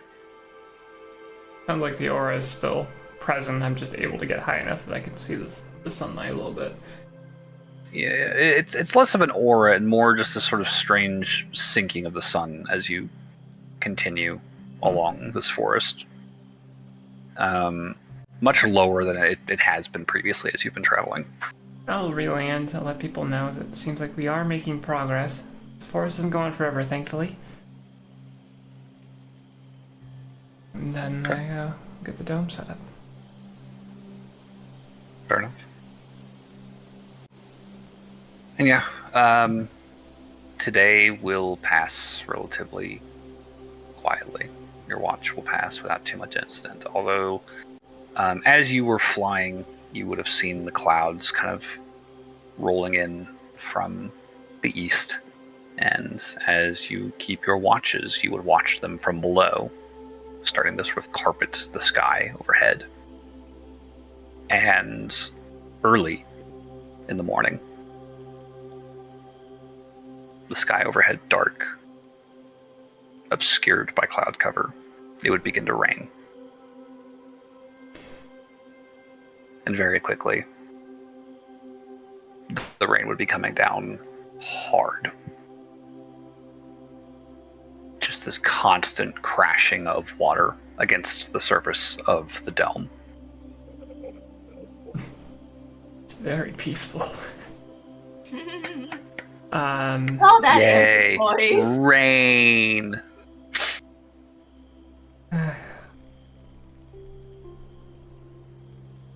Well, if we want to stay kind of dry, we could do what we did last time.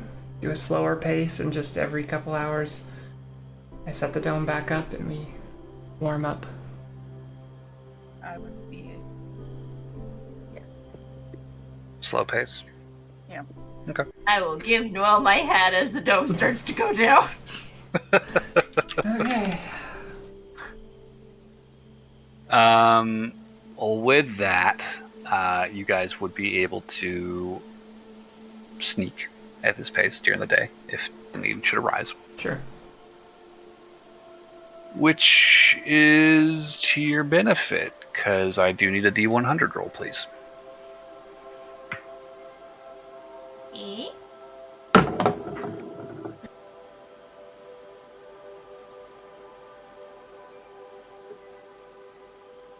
$19. 19.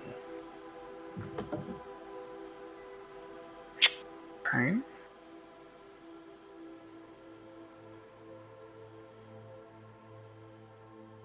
The rain today is relentless. And with the temperature already having been fairly cool, it is a very, very unpleasant hike today. You guys feel near to freezing every time you're able to stop and pop the dome and warm yourself up. Like it is chilling. Genuinely frigid temperatures right now. Not cold enough to Like a freeze. winter in the bog. Basically, yeah. It is not a good time. And there's a faint wind, too, which is not helping at all. It is just kind of cutting right through the clothes with all the moisture in the air. And I feel like Burberry gets like a little annoying because he weirdly starts getting nostalgic with all this cold weather. it reminds me of home. My childhood. Round the fire, Frigid fires. eating squidsicle, while playing cards. You know, I am okay if Burberry wants to talk about their childhood, because anything to distract us from how absurdly terrible it is out.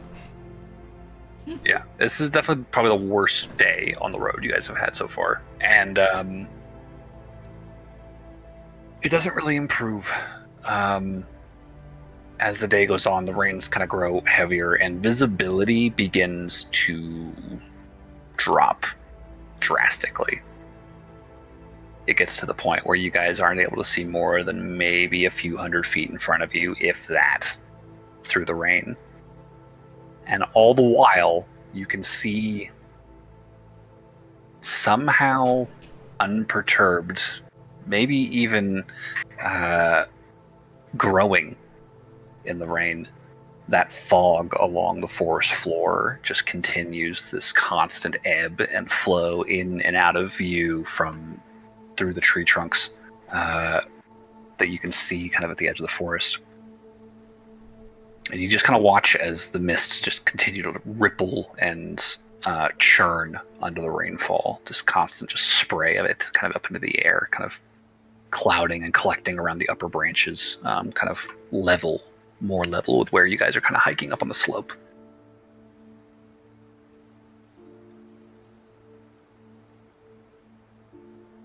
Okay. And about halfway through the day, you hear again the laughter.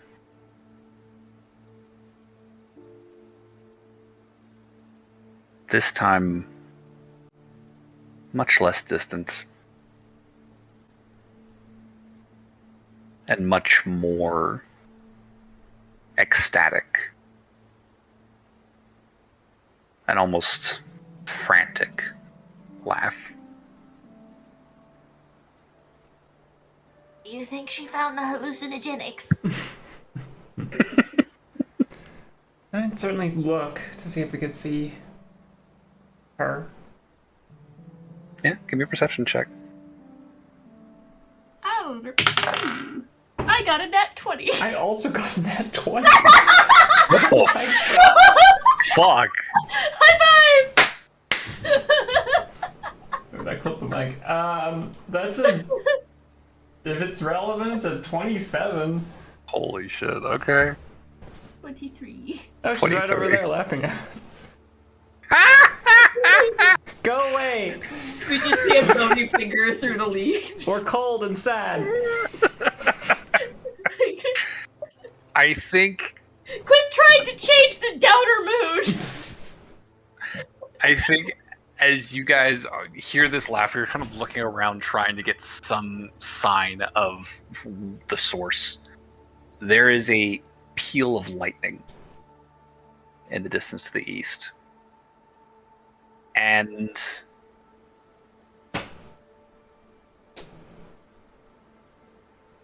it is as though a figure on the forest floor has been suddenly illuminated by this just insanely bright flash of light, and you can see a shadow of a humanoid figure kind of silhouetted against the clouds. They're there for a brief second. Oh, she's definitely high. But you see kind of towering over you, like this massive shadow cast against the cloud cover. This huge, hunched figure, the spine curving far too much back around the front, the neck craning at jagged angles upwards, and this bird-like head, overly long nose, very pointed, protruding chin, and a mouth of countless jagged teeth. The head's just thrown back in that moment of laughter as you can hear her. You can see the shadow in that flash of lightning, and then it's gone.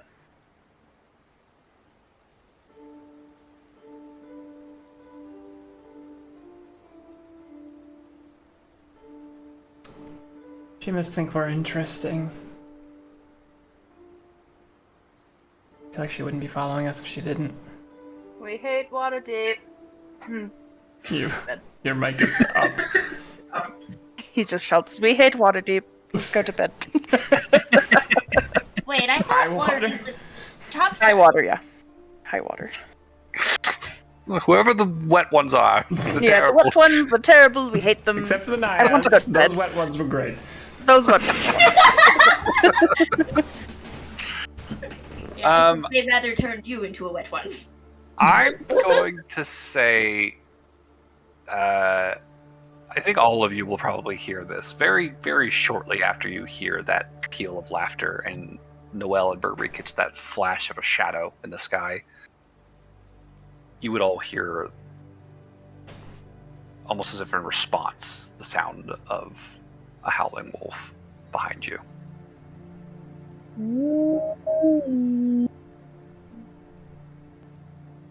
He said water deep, not wolfer deep. Do we see a Mark, wolf? can you translate that howl?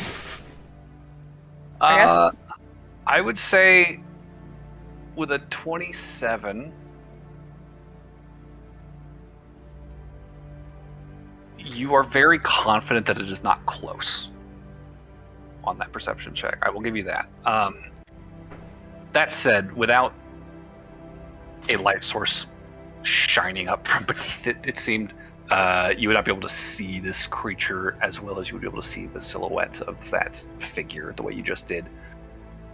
But it sounds as though it is almost in a direct line behind you, like up on the slope, and it sounds as though it is maybe a few miles away. Okay. That was an uncannily direct sort of echo of that howl coming to you. And it definitely sounded as though it had moved since the last time you heard it, which when it sounded like it was coming from sort of deeper into the forest behind you. Gotcha.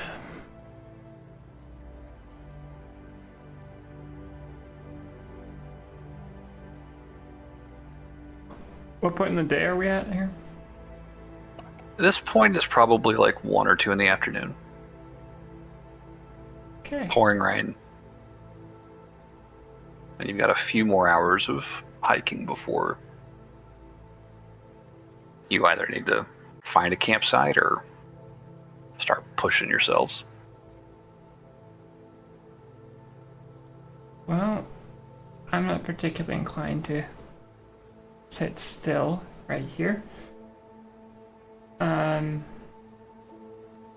Keep going. To the best of our ability. Keep going. Sure. So pushing on, you will hear that wolf howl again periodically over the next hour or so. And you will hear other wolves howling in response.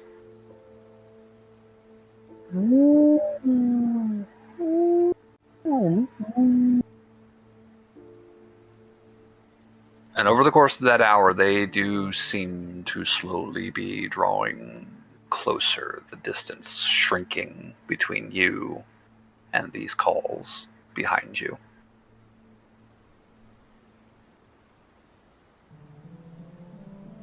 I've had about enough of that. How are the children? A little worried. A great day. I want to go up about 30 feet in the air, see if I see anything. They are soaking wet, but they look a little worried. And they've been keeping very quiet today. Yeah, Barnaby, if you want to fly up into the air, sure. So Barnaby's about 30 feet overhead, guys. Probably getting a faint bit of shelter from the rain, whoever's standing in his like rain shadow. It's going to be muddy dripping down. It's good I'm for a couple covered in seconds dirt. and then his mud starts dripping. Yeah. Do I see anything on a 17 On a from this 17, vantage point? I mean, you're looking, and I mean, you've only got really visibility out to maybe 200 feet before it is just this gray wall of water, you know, all around you. Like it is. There's so much in the air that you just can't see further than that. But with a 17, I mean, you're fairly confident. You know, looking behind you, you don't see anything within that distance. All right. I'm just gonna fire off a warning shot in that general direction where I heard the howling. Okay. So So I hear Barnaby, a dog yelp.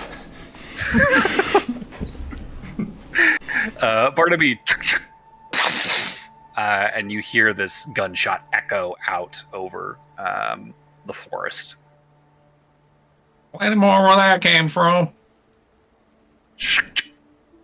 And you don't hear any further howling at that.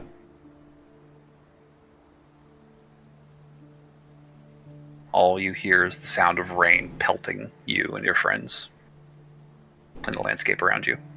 I got another 4 hours of flying, so I'm just gonna stay like 30 feet up for about an hour before I'm gonna come back down. Okay.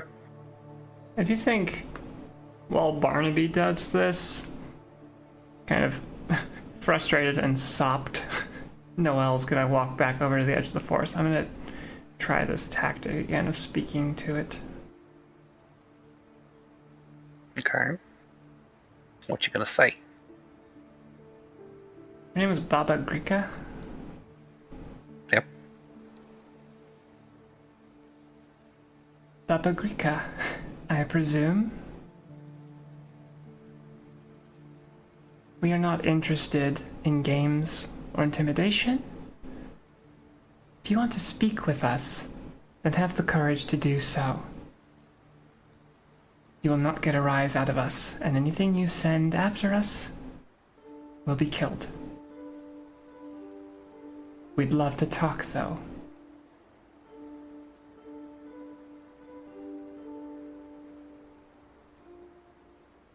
I'm torn on whether I would call that persuasion or intimidation again.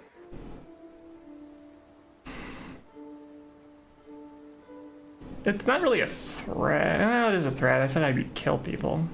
It's up to you, honestly. Honestly, I'd give you either one, since it could go either way. Persuasion's higher, so I'm gonna go ahead. Okay, I guess that makes sense. I'm gonna use my inspiration for that. That's I want my lowest number on this one. Nope, too bad. Okay, inspiration's great. I rolled the lowest, so 23.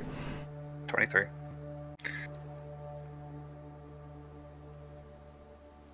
Damn. Again, you hear that same chuckle you heard last time, and again you watch as the mist sort of buckles inwards on itself and seems to open up a pathway deeper into the forest. We're not going into the forest, sorry. That was rule number 1. It's so tempting, just as a player. Yeah, it really is. I really want But to don't do it. No, don't smile. Come on, Ew. come on, do the thing. I want to, but it's so dumb. Noelle's not that dumb. I'll go in with you, darling. We could be dead together. We'll be dead together. At least I get to look at something beautiful before I die. It's Cat. She's the Cat's weird. Cat's turned on her. Cat's turned on her camera to chastise everyone. That's exactly what just happened, yes. Now, children, But what if she's reasonable? what have I told you? What gives you any kind of idea that they'd be reasonable? First, they generally aren't reasonable. B. Hey. Yes, Hey. I know I said B first. That is rude. We are standing right That's before you. racist. Kyron says. Yes, the boy is correct. That is very hostile. Burberry, what are you trying to Some say? of your ears, children. He's being rude. All right. Ran off by themselves with water things for the sole reason that they were hot. Looks down at Beak at you. can't look down at Aldrin. He's taller than you. That does not stop him. I look. Aldrin has no shame. You trying to make him feel bad? He does not care. He's no. like, Slut shame me, will you? You have yeah, no mostly you slut power shaming me. here. I'm not allowed to bang sexy nymphs in the river. Am I just a slut to You you? have no I'm power going into the woods. I'll go find Baba Yaga. Since I'm such a slut. Are you done? Are you done? No. Okay, But continue. clearly, since you see worth it interrupting me, I have to wait for you to finish. Getting slut, apparently. And Damien's taking notes. Or he would be if he wasn't soaking wet and scared.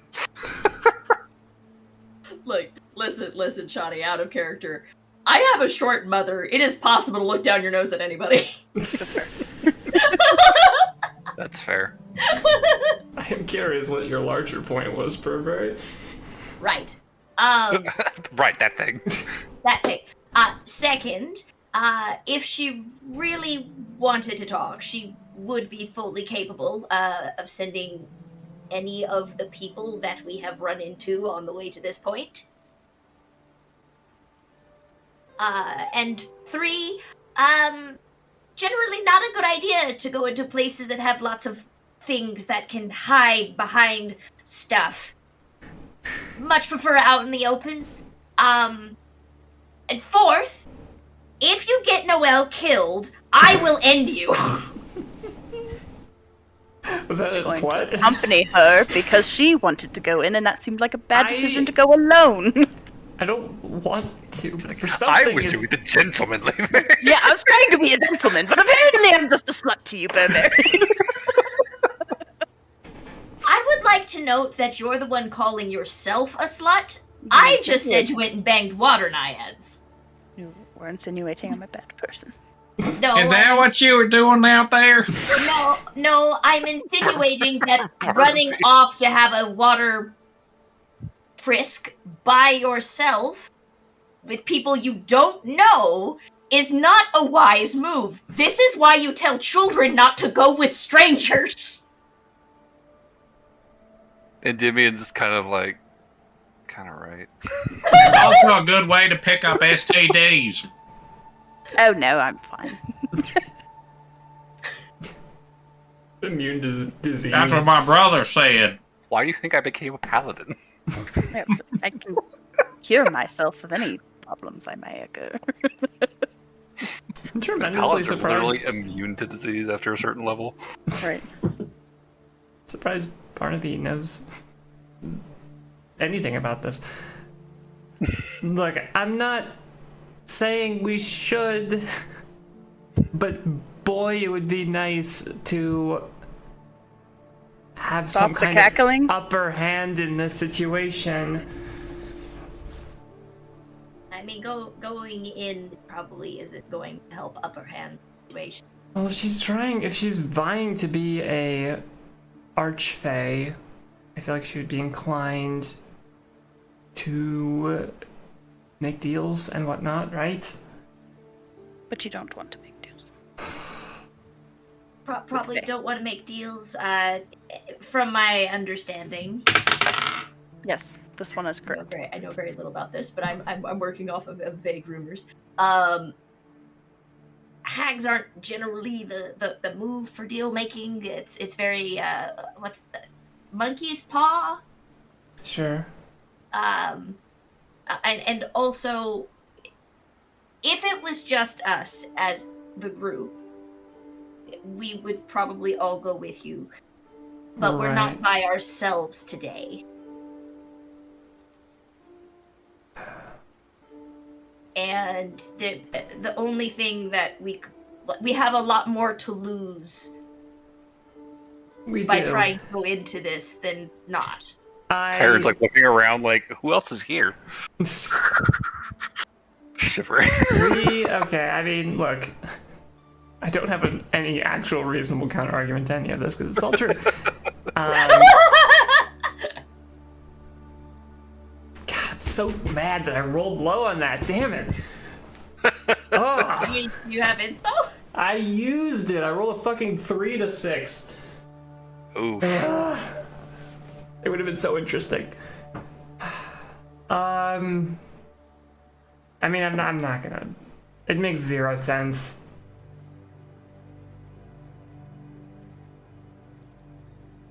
I need like the little Sims thing for Aldurin that has like the little minuses and little symbol.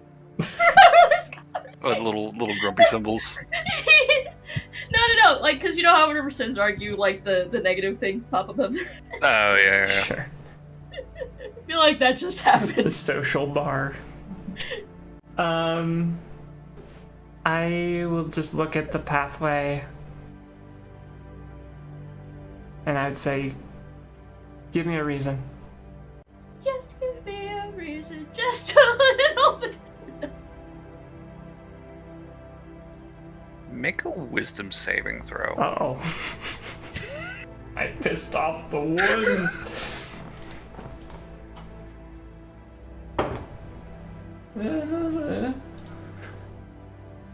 Oh, that's actually really good. I forgot. Noel's good wisdom save. 20 total. Yeah, never say that. Never say that. You jinx it. It's impossible for me to fail these. Oh god. She's doomed. Noel, you feel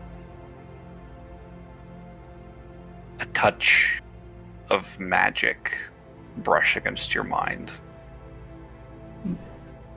And yeah, it's like a fly gets way too close, you have to like bat it away. Ugh, magic. You feel this magic brush against you, and you get a momentary flash of vision. You see the fog parting continuously, rapidly. You see a path rushing forward under your feet, and through the mist in the distance, drawing very, very close, very fast, you see a very large, very old looking manor house deep in the forest, pelted by rain, momentarily illuminated by a crack of lightning. And you can see the light of a fire flickering in one of the upstairs windows. You see the front door open, and you see a warm, dry interior, bathed in firelight. And the vision ends.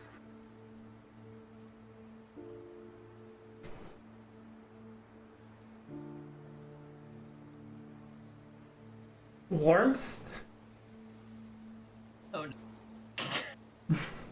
I mean, we've got. And you return back to the pouring rain and cold. We've got the dome, lady. Gonna need more than that.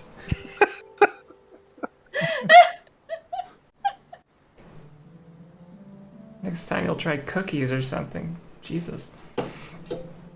Did somebody say cookies? No. I can't. Still doesn't make sense. Just doesn't make sense. Okay. Putting too many people at risk.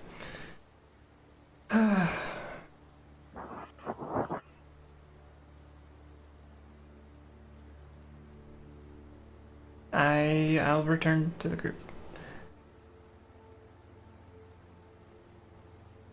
I fear that she is going to make a move soon. I don't think there's anything I could do to stop it. Well, I could always leave an offering or something. And So she'll leave us alone. worst comes to worst, I can pull this out of stuff. That's true.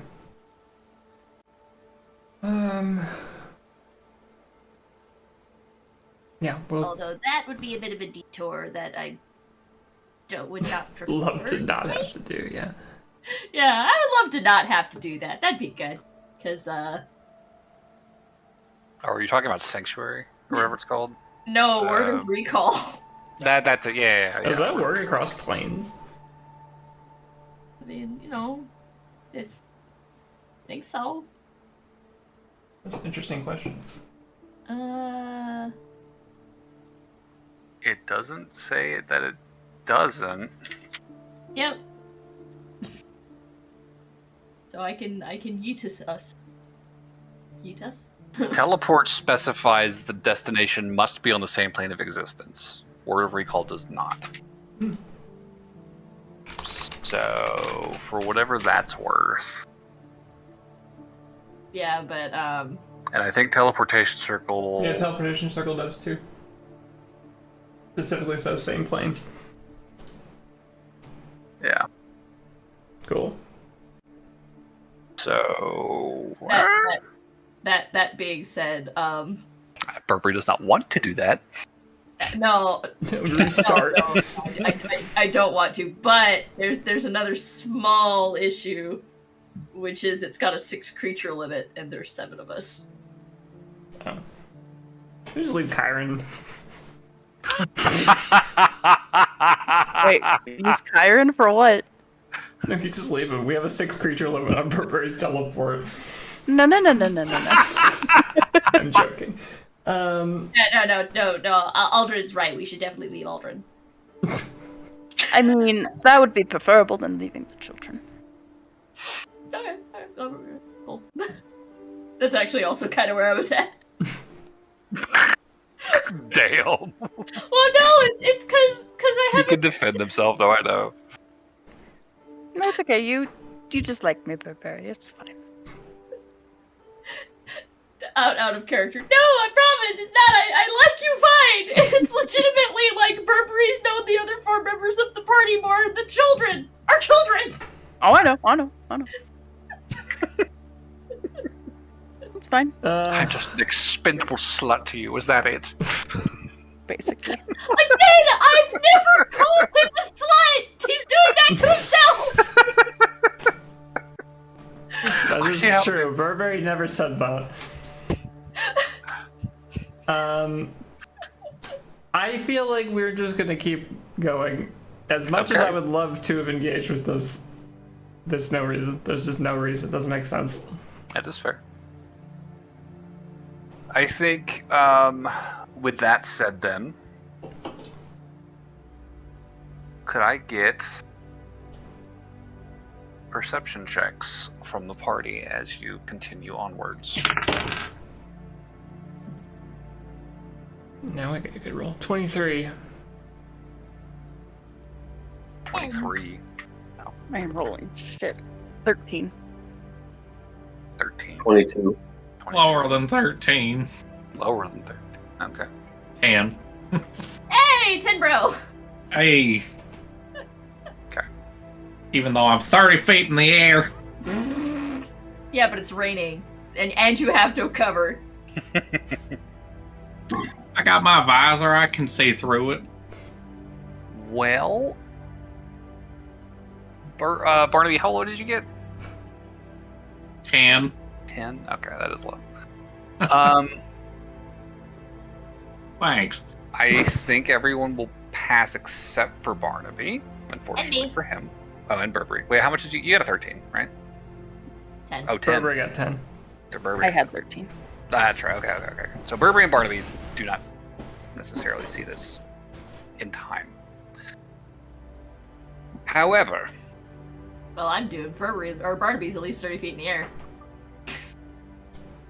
as you guys continue to move southward along the edge of the forest, you would hear over the rain soft, padded footsteps approaching you from multiple directions. And as you all sort of whip around, kind of circling The kids, back to back, looking around. You see creeping out from the eaves of the forest and prowling low along the ridgeline above you, these six-legged feline forms, barely visible through the haze. And amongst them, bipedal, lupine, hulking figures with long serrated claws and sharp gnashing teeth, lips curled back, eyes gleaming in the haze. You have been crept up upon. And it is time to roll initiative. Oh, shit. Bam, bam, bam. 22. These dice are doing terrible. Ooh, holy shit. I rolled 2 nat ones. Hey, yo. Oof. I've not rolled above a 10 this session. What dice are you using? The red ones. 16. Yeah. 16. I got 17. Well, 17 for John. Barnaby, what you 18. got? 18 on Barnaby. Let me roll for Kyron and Endymion.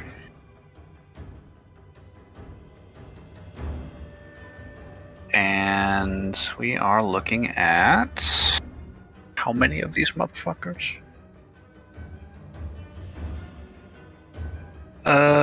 It was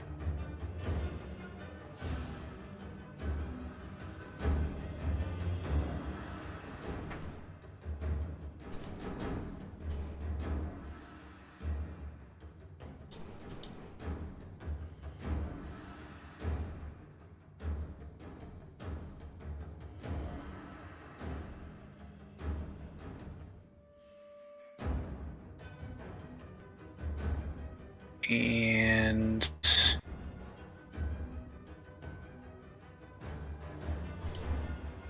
yeah. Okay. So, top of the order, Burberry, unfortunately, is surprised. So that will take us to 2 of these displacer beasts, which you would recognize from your brief encounter with them on Feral. Is there a tabletop for this or no? I can open one, sure. Feels like it might be complicated enough to. That is fair. Doop, doop, doop, doop. Let me open up a tabletop. Just have a basic grid would be useful, probably.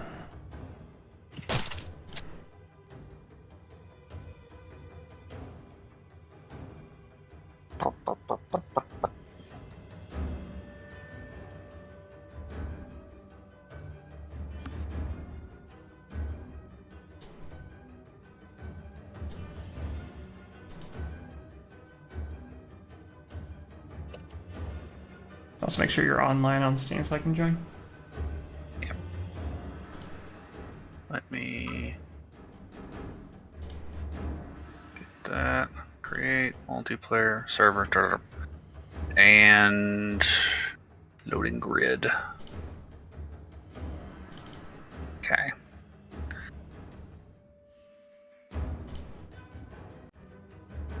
So we have Kyron, Endymion, Burberry, Noel, Bark and Barnaby are in the air. Aldrin and John. And surrounding you, we have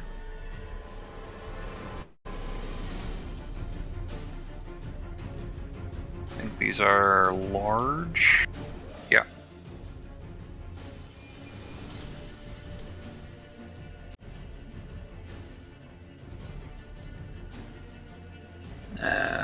So in the trees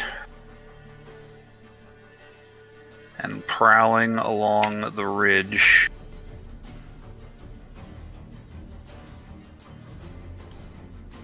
And then amongst them, there's also Wolfmans. Wolfman. And they will be gray. And smaller, I believe. Yes.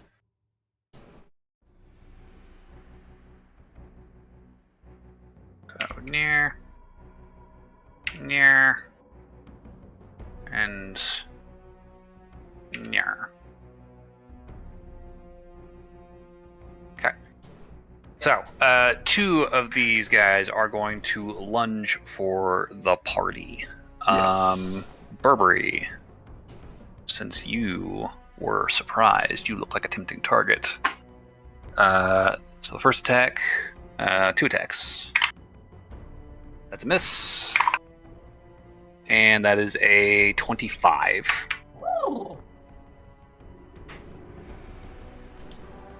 So Burberry, you will take 6 bludgeoning damage Ow. and 3 piercing.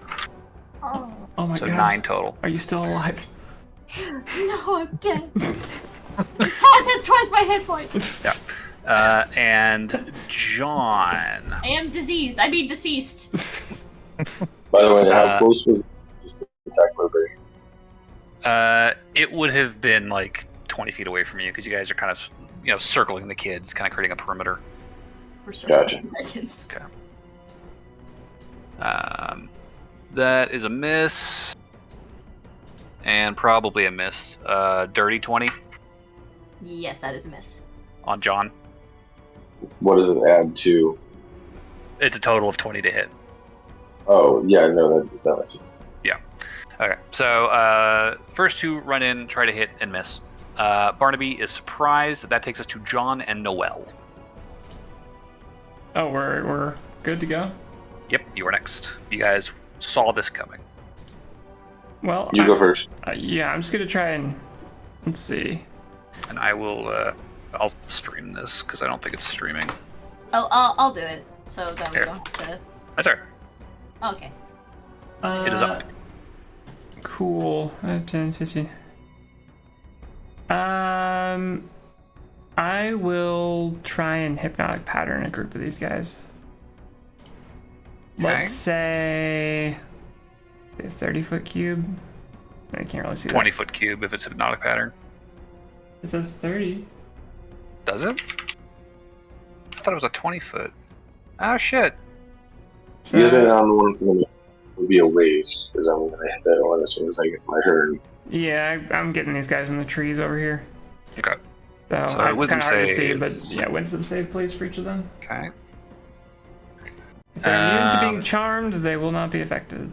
Okay. 15 on the first displacer beast. Fail.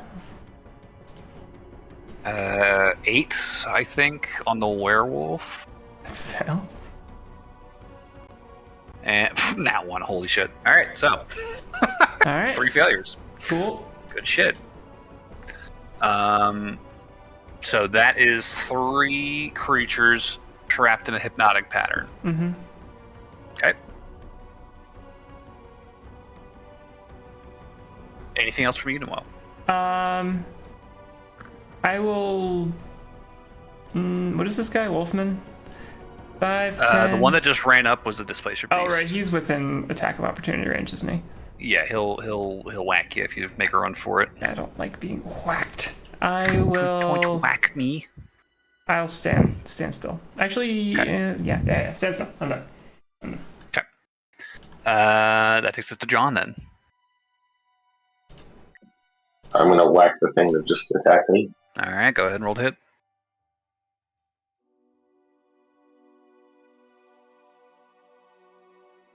Oh, dear God. I don't know if this is going to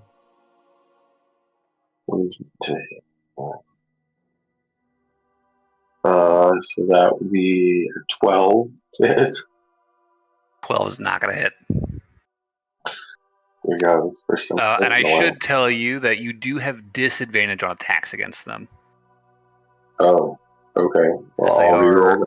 constantly It's- shimmering with this unworldly haze around their bodies. Well, like, counteract that, I'm going to use a reckless attack on the next attack. All right, well that'll do it.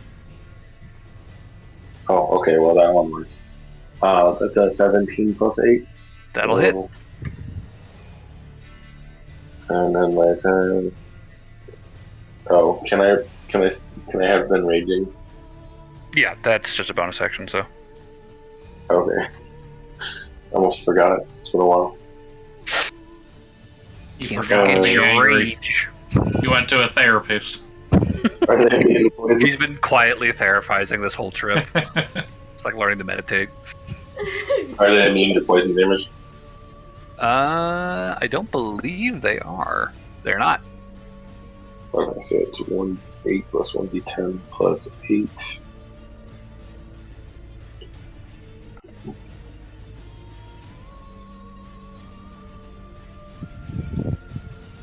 So that would be 9 plus 8, so 17. 17. Okay. Yep. That is good damage. Anything else on your turn? Nope. That is my Alright. turn. That will take us to the first werewolves, who is hypnotic patterned. So now it's Kyron and then Dimian's turn. And they are going to turn invisible. Yay! Fancy that. Yay! And I think you're going to feel a tug at your sleeve, Uldren, and you're going to hear Kyron asking, "Where do we go? What do we do?" I think he would tell them to go. Wait, is there somebody on Burberry or on Barnaby? Bark is his little companion. Oh, that's Bark. Okay. Don't hurt my dog, please. I don't know if this is going to affect your decision, but at the start of my next turn, I'm wall of blading around us in a ring. If they stay away from us long enough. I think he was just gonna tell them to go over past Barnaby into like the shrubs right at the edge of the trees. I am mostly concerned because they, and this is just me being a little paranoid, but they got pretty solid doses on them. Oh yeah, they're dogs. My concern is if somebody. Well, I guess they're all dogs. Are they all dog people? The wolf men are wolf men. The displacer beasts are more like six-legged cats with big tentacles on their backs, like big ass leopards. Yeah, I guess my only concern is if there's like an AoE spell or something like that. Fair. That would not be great. So I think he'll still tell them to get kind of away from us. If they are invisible and they run south, they'll south according to the stream. They'll probably be okay because there's nobody down there right now. Yeah, I was thinking like past Barnaby just because. Oh, you head them up. Either way works. Like up this direction. Yeah. Does that direction have any cover? So if you guys stay on this axis, it's like the ridge, right? And there's like boulder or here. Let me get some drawing pencil up there. So you got like boulders and shit on this side. There's rocks because it's a big slope and stuff. And then over here you have the spooky misty forest of big scary trees. The big scary spookiness. Spooky scary forest or rocks and open ground.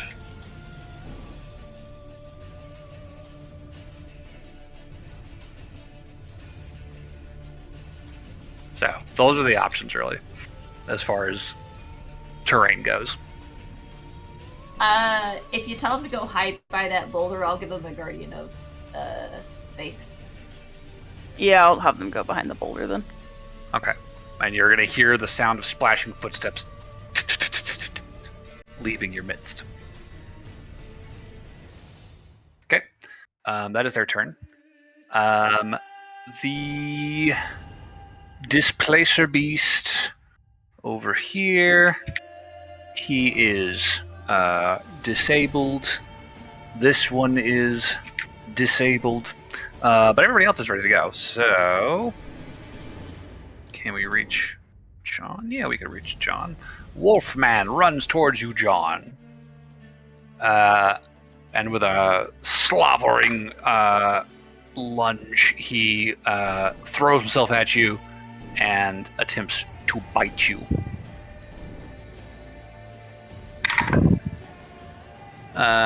Does a 22 hit? Nope. Son of a bitch. Alright, claw. That's a miss.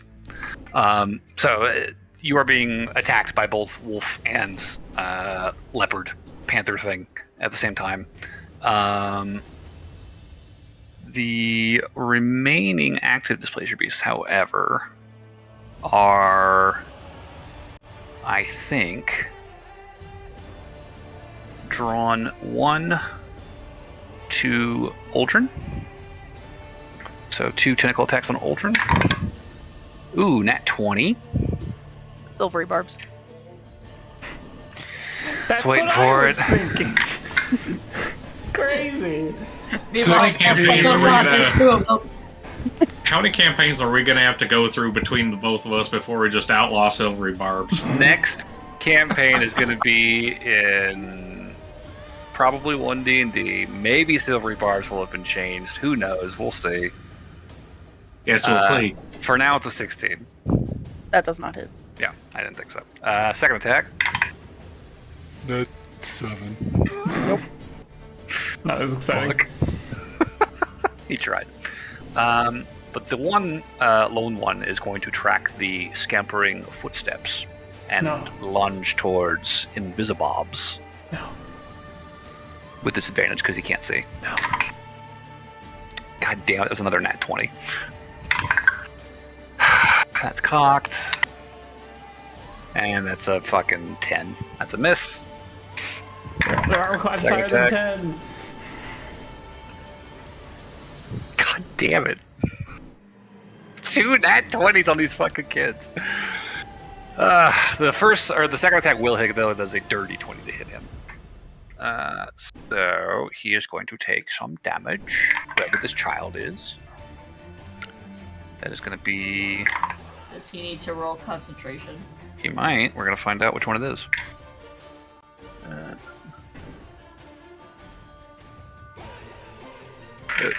He's a fae. He doesn't have to concentrate on spells. It's fine. Alright. They do not come back into view, but you definitely hear a yelp of pain from a small child as this tentacle thing goes in his direction. And I think for those of you looking, you can see a faint trail of blood kind of trailing off of one of the hooked barbed tentacles. But they do not come back into view. And that will take us to the final Wolfman, who is going to charge Noelle, because she just cast a spell. That would make sense. So first, bite. Ooh, shit. How close is Noelle to me? Does a 19 hit Noelle? Yes, it does. Yay! Constitution saving throw, please, as you are bitten by a Wolfman. I make a concept just for being bit? Yep. Oh, okay. okay. Ooh, that's not great. 12? 12? Mm-hmm. Okay. That meets it. Oh, You thank God. definitely feel something. This pulse as soon as teeth taste blood, and this wave of nausea washes over you, and you power through it, push the wolf off of you, kind of shaking yourself free. You are going to take 10 piercing damage from the bite, and then he's going to claw you. I have to make a concentration check. And that's a failure.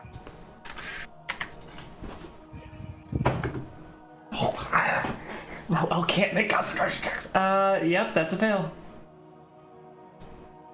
Hypnotic pattern has dropped. They are free! That is the extent of their turns, though. That takes us to Aldrin. Alright. So which displacer beast? This one just Oh, they went attacked. behind that boulder. I thought they went behind the other boulder. This boulder? No. Which boulder? The one in front of him. Over here or over here? Over. Never mind. It doesn't matter. I Okay. didn't realize which boulder they went to. Okay. I mean, they ran under Barnaby towards a boulder. 30. How far is 30 feet? 30 feet is 6 squares, which is about 10 and a half. So Cool. Okay. So then I will do. One second.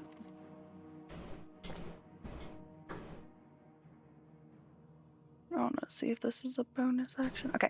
I'm going to bonus action Misty Step next to the Slicer Beast that attacked the kiddo. okay. And then he attack. All right. So you run up to the displacer beast and start swinging. Mm-hmm. Okay.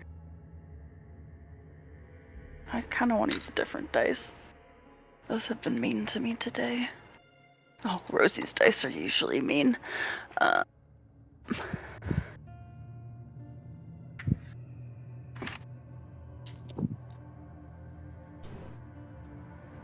Let's do this once. Okay. Oh, there we go. Already better. 15 plus 11 to hit. Yeah, that'll hit. Cool. 26. And then I'll also go ahead and I'll use a divine smite Okay, big damage. on him as well. Roll it.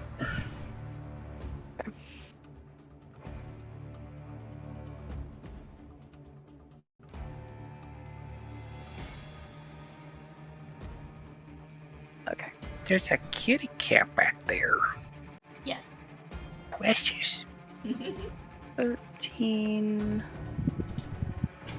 plus She usually 9. hangs Edra up there. 22. 22 damage. 22 total. Okay. Yep. Good damage on the first hit. Okay. Then I'll go ahead and do another hit. How bad does it look? That was the first hit it took, so it is Okay. pretty fresh. 17 plus 11. That'll hit. Give me more damage. All right.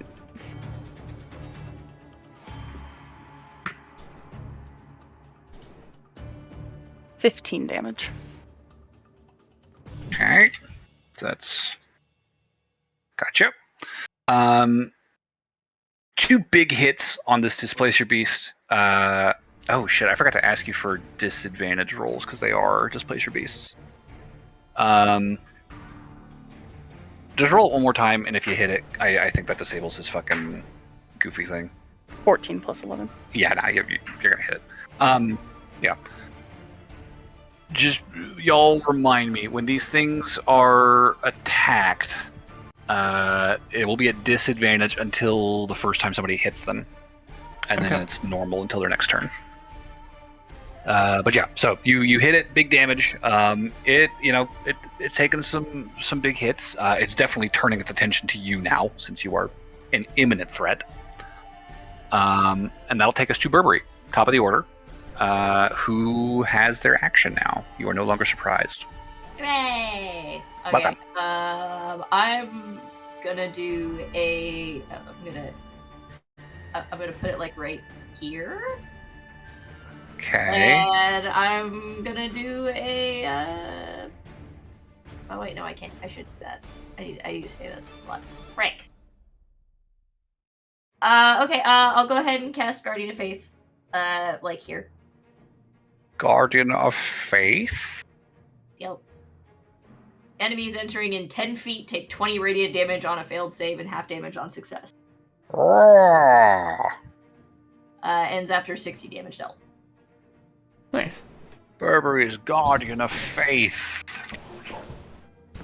Okay.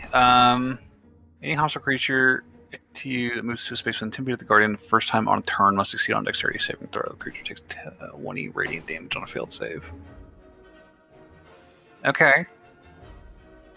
So I guess that'll be probably on the beginning of its turn. That'll take that. Makes sense. For the first time on a turn, must succeed on dexterity saving throw. Okay. So, anything else on your turn? There is a big displacer beast and a wolf man next to him in front of you and Noel. I mean, I've cast the spell, so I can't. All right. So yeah. that is all I'm the not cleric exactly going to do. move anywhere. Fair enough. I'm a very basic person. I am simple cleric. I cast spell. I don't move. Don't touch me, please. But displacer beast is I going to don't try. 2 attack of opportunities? I want that for me. Come on, just do It's it. an honest living. I cast a spell and I stand around. All right. Oh, actually, I'm gonna do force movement on Noelle to pull her behind me. I'm gonna reposition us on our turn. On my turn. Oh, okay. No, it's mostly so that way you don't take the attack of opportunity for moving away. I don't think we will have to. I'm I not sure would where in the say turn order if you were trying to like move her, I would probably need your action on you still. Okay, fair. It's fine. 'Cause that's basically shoving or grappling. So, you are going to take some I'm gonna displacer grapple beast Noelle. attack. It's not gonna be in a fight. Okay, that's a miss. And that's a dirty 20. No. Fuck. Okay. No. John, displacer beast. That is a 14. That's a miss. I cast 1 spell and have hide haste. And that's a 19. That's a miss. All right, Barnaby, your turn. Oh, shoot. I ain't done fuck all. Go for it. Who you shooting? I'm going to shoot. The cat, because I'm more of a dog person. There's a lot of cats. Which cat It's you like shoot? 12 of them. You said there was one that went right underneath me, right? There was one that the kids ran under you, and then one of them ran towards the kids. All right, there's a stream. One moment. If you want to start on the ones in the trees, they're about to be a part of this. Up to you.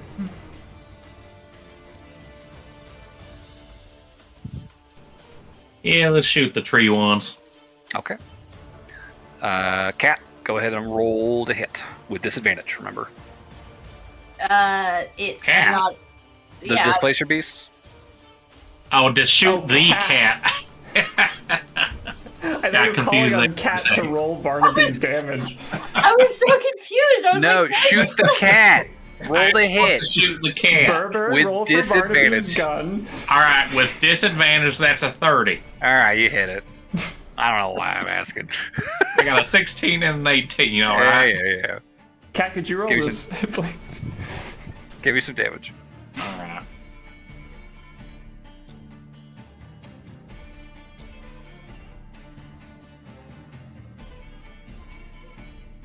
That is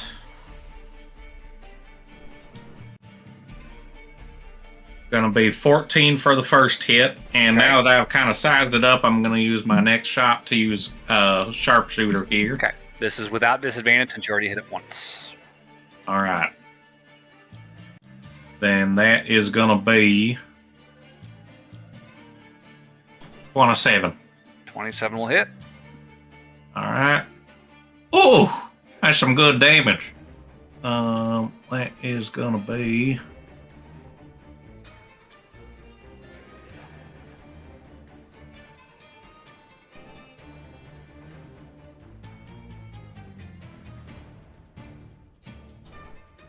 $34. Big damage from Barnaby. It's a good shot. Yeah, that's big. Okay. Good And then, damage. I'm gonna have Bart lower himself a little bit and shoot a flamethrower at the ones near Burberry and Noel. All right. So Dang. They need deck to make saves. Deck save. I'm sure they'll pass with one of them being a cat and all. Yeah, potentially. They gotta beat a. Let's see, what was it? They gotta beat a 14. That's a 15 from the Displacer Beast. All right. Shocking. And he will take no damage from this attack since he has avoidance. The Cool. werewolf will take Avoidance. avoidance. 14, so that's also a success. All right. We need to learn you to point at the threat, not at the ground. That's how you start wildfire. Bork. It doesn't help that it is pouring rain right now. He takes a little spray canister and lighter. Yeah. Just That'll take us to John and Noel. Whoever wants to go for it. I think my turn's pretty simple. Burberry, how would you like to not be here, right here? Ooh, I would love that very much. All right, I'm gonna grab your cloak and cast Dimension Door. Where are you going? Let's go away from these threats, shall we? Let's me and you. Oh, I was gonna grab him. Me and you. We'll go over behind this rock. How about that? And get a little closer to the kids, and further away from the Oh, tree guys. if one of the small ones would come near me, I could shove you into a rock. Literally into a rock. That's true. That's an idea. That is such a fun spell. And I'll give bonus action. Aldrin, you got this. I can't. We'll be over here. Have some dark inspiration. All right, I'm done. Alright. Okay. Well, this wolfman can move, so he's gonna. He can go how far? Boop, boop, boop, boop, boop. 40 feet. So we want to go 18, 12. So he can get to here. I think he's just gonna go. He's just gonna overrun. He's gonna run towards Aldrin, since there seems to be a lot of people engaged in shit with John. Did I miss my turn? Oh yeah, it is your turn. I'm just like, I didn't hear you say my name. Yeah. I said, John Noel, please go. So yeah, Sorry, John. I What do you forgot got? to say John after I was done. Okay, so I'm going to attack the one that's right in front of me unless it moved. Okay. Go ahead, roll it. Okie. That would be.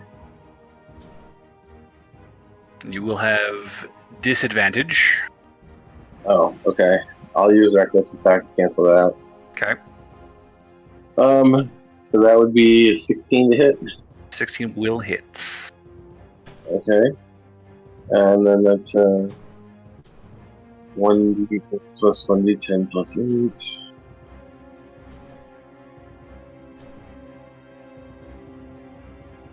So that is 19 damage. 19. Okay.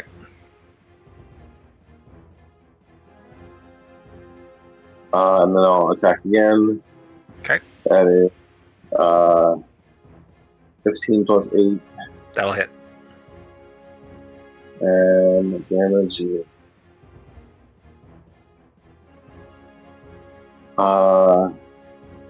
15 plus 8 again. Another 23. 23. Alright. So it's 9, 15. Okay. Big damage on that displacer beast. He's not looking good, but he's standing strong. Okay. So end of your turn, this guy's gonna do the thing where he runs past you towards Aldrin. Let me get an attack of opportunity. He would not be close enough. He is running past you. What? Kyron and But that's Endymion. within 10 feet. Is he within 10 feet? Oh yeah. Mm-hmm. Oh no. Well, First is in 10 feet, isn't it? 20 damage if he fails the Guardian save.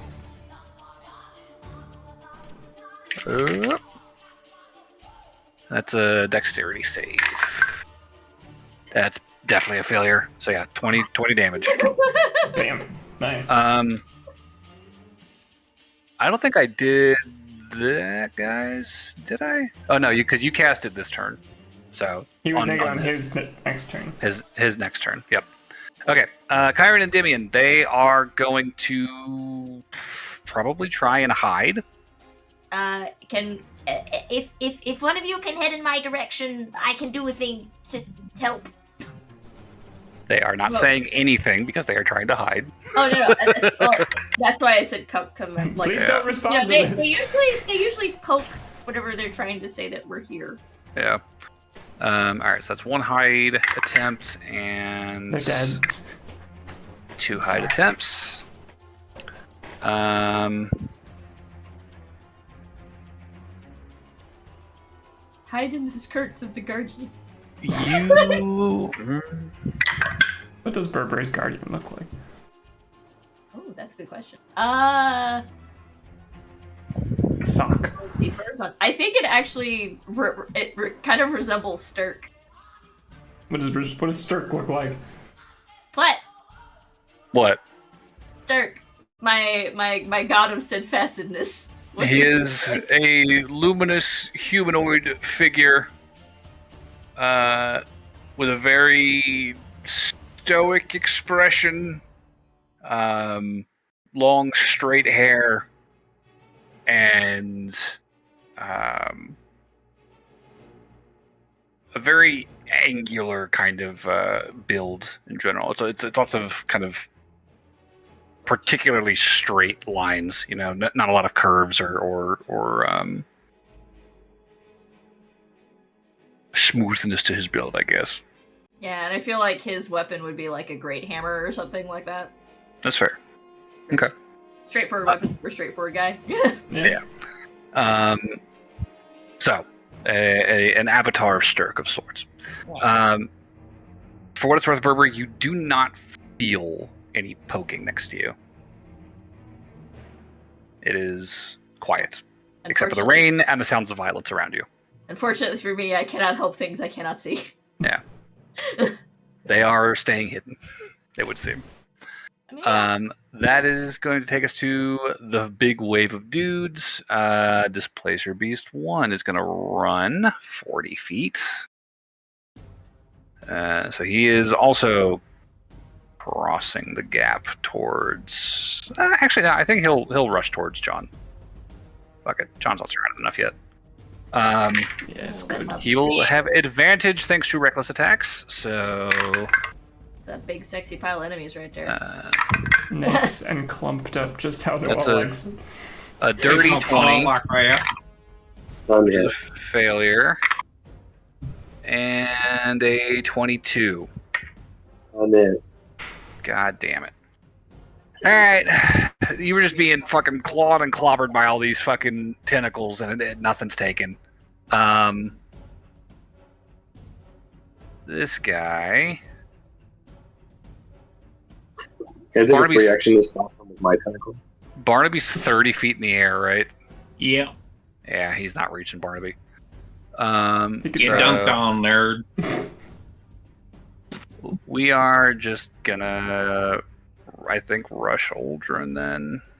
Barnaby's catchphrase. Alright. So, yeah, Aldrin. Aldrin, 18 to hit with a bite. Johnny? 19? 18. No. Okay. Yeah. And another 18 to hit with the claw. So that's a fail. That leaves 5, 3, and 4. So this one will also close distance with John. More tentacles. 21. And a nat 2. Oh, wait, those are fucking with advantage, so that's 21. And that's a mess again. And then finally, the last wolf man will try to hit John. Fuck. Okay, 23. Nope. 23 doesn't hit John? Jesus fucking Christ. Is your Alright. AC 24? Yeah, my AC is 24. That's fucking nuts. Jesus. Alright. That's approaching Ansem levels. Yeah, that's obscene. David's just chuckling. Now you know how it feels. You gave me broken shit, and I've done the same to myself. I made that. I haven't used anything broken. This You is- absolutely have broken shit. Don't even start. No. No. No. No. No. No. No. No. No. No. No. No. No. We're not having that argument right now. It is Aldrin's turn. It is Aldrin's turn. The gloves of dexterity are absolutely busted. Okay, kind of. Hey, he waited a good 2 months for those. Should have made you wait a year.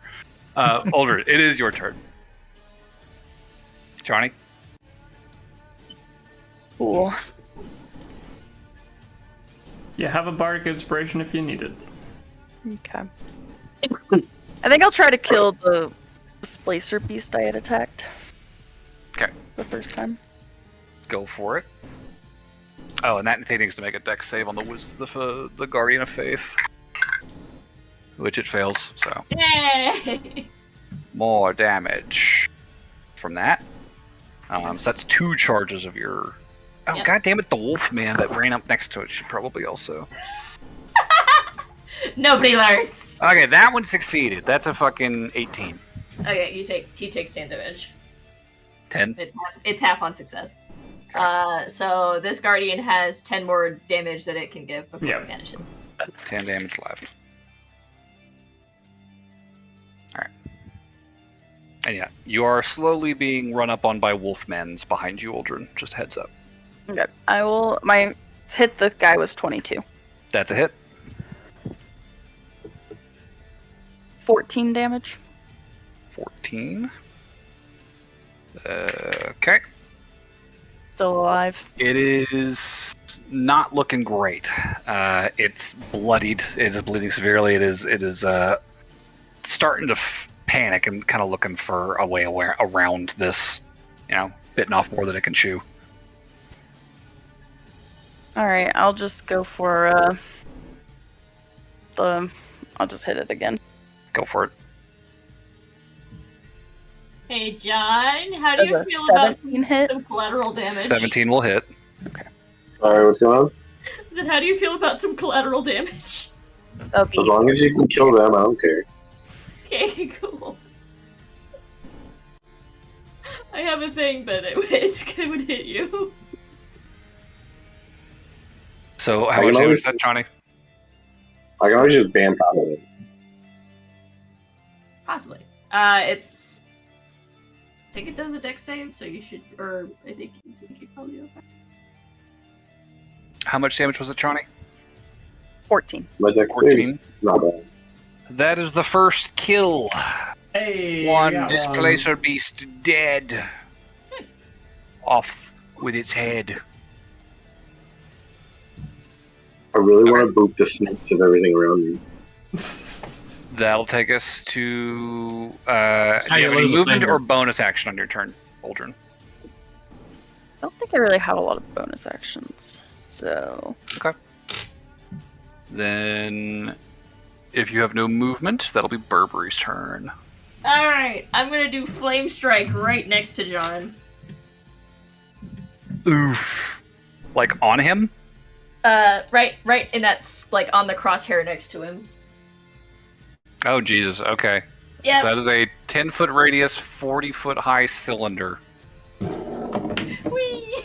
which is gonna Singe hit out Barnaby's eyebrows if you're not careful. fucking Barnaby is just outside of the range. So yeah, that is gonna hit all of these motherfuckers. Yeah, Okay. Bark, take note. This is how you do it. So dexterity saving throws. Yeah. Failure from first displacer beast. Failure from second displacer beast. Cocked. Failure. That's not one. That is a 17. Yes. Okay, success. So that is no damage to that displaced beast. Nope, half damage. No, they have avoidance. They They, have take no avoidance. damage from dex saves. Avoidance. Cool. And in that one on the Wolfman. So Okay, so that is 4, 7, John's included in this too, right? 15. So John's got an 18 and has shield master, which means he takes no damage. that would take your reaction, but yes. So it's 31 damage for those that failed, and half that for ones who don't have avoidance. Okay, so Nice. Yeah. Ow. Yeah, that was a sudden pillar of flame, as if thrown down by a god from on high, strikes the ground, enveloping John and multiple dark creatures surrounding him. I don't know if it makes any difference or not, but half of that was fire and half of that was radiant. It does not make a difference to them. Okay. That is everything on your turn? So you cast one spell. Did it move? Yeah, good. The checklist is short. Then this displaced beast is going to run up on Aldrin. Okay. And he's make a dex save against the Guardian, which is a failure, so he takes 10 damage, and the Guardian disappears. And we are going to try and hit Aldrin. Nat 20. Nobody? Silver barbs. Motherfuckers. I was waiting to see if it was gonna do I it. was waiting to see if Johnny was going to do it. Alright. That's a miss. And a miss. Alright. Moving on. Second displaced beast this round is going to hit John for fuck all. 1. Nothing. Alright, go. Who's next? We don't know. It is Barnaby, John, and Noel. I don't think they can actually hit anyone without nat 20s is the problem. They could probably hit Barnaby, but I'm He's up in 30 the air. feet in the air! Go get Bark. He's 30 feet in the air. Wow, Well, yeah. actually, like 15. Dangle the doggy up in front of them. Maybe they'll entice them to... He's 15 feet in the air, just Uh, long enough for the flamethrower. But it is now Barnaby, John, and Noel. I mean, I'll start then. Go for it. I'm gonna shoot the one behind me. This one. Yes. Go ahead and roll to hit. Is this with a disadvantage? Yes. Right. Any attacks against them have disadvantage until the first one hits. Okay. That will be a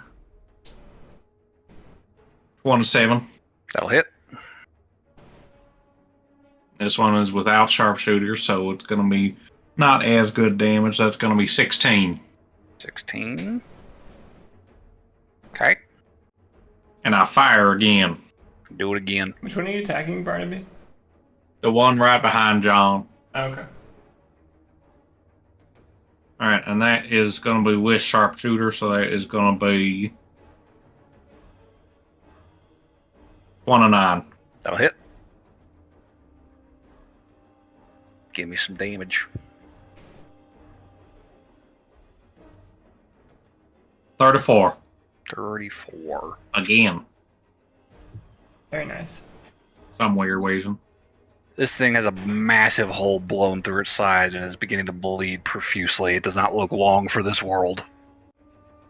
Anything else, Barnaby?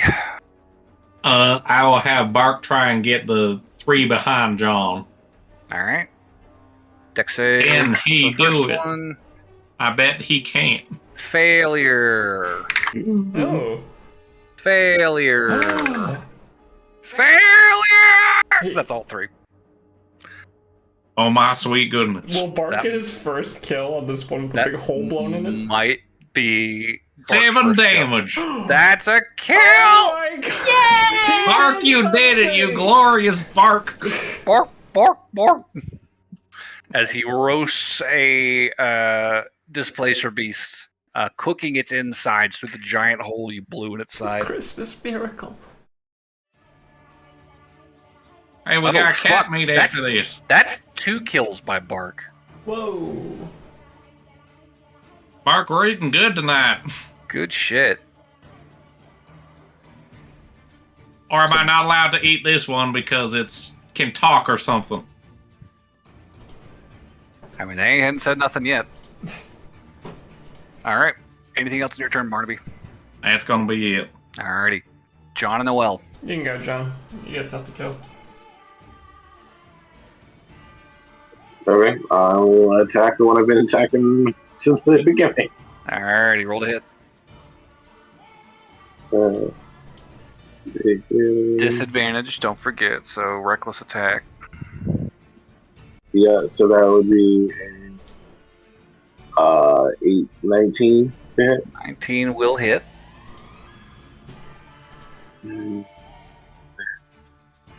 That is 20 damage. That is good damage. And if it's not dead, then I'll hit it again. It is not quite dead, but he's looking close. If you can hit him, he's probably going down. That's 26 to hit. Yeah, that's hitting. Can you deal more than 6 damage? Yeah, I do Yeah. a minimum of That no, is- I do 10 damage. That is a dead displacer beast. Woo. He is no more. Right. Alright. Anything else on your turn, John? Nope. Alright, Noel, it is your turn. Alright, not much Noel can do at this point, but I do have 1 free Bane a day, so I will just Bane the 3 next to Aldrin. Okay, yeah. Charisma save? Charisma saving throws. Yeah. Nat 1 first displacer beast. Eh, That is a 9 plus garbage numbers, I'm sure. So failure. fail. And ooh, nat 20. Yeah, I'll silver bars it. Bitch. 18. Fuck you. Silver barbs doesn't work. Aldrin, you teach me how to do the spell better. Alright. One success. Cool, one of the Wolfman succeeded. So everything that the 2 that failed. Take D4s Minus on. a D4 on everything they do, basically. Attack I think roll it's or attacks saving and throw. saves. Yeah. So, most things they'll do. Yep. I'm done. Okay. That's Noel. That leaves the first Wolfman, who is going to not appreciate that shit. Yeah, you're close enough. Come here, motherfucker. Hey, hey! Hey! Knock that shit off. Hey, this is our pot shot corner. Okay. 19 minus 1. That is my armor class. But Alright. you're really good at getting 18s. I will. Well, I rolled a 15 plus his number, and then lost one. Right. So you were gonna take Damn it. some damage. I need you to make another con save as you are bitten by a second wolf man. It's a 12 again. You feel this fucking pulse again rush through your body, the wave of nausea once more, and push through it. Stop doing that. 7 damage. Okay. And then I need you to make a concentration check on Bane. Okay, great. Natural 20. Lovely. Alright. So that is a nat 5 minus 2, so fuck all. That's a miss. Okay. Kyron and Endymion are hiding and staying that way. Werewolf 3 is going to attack Aldrin, as he has been doing.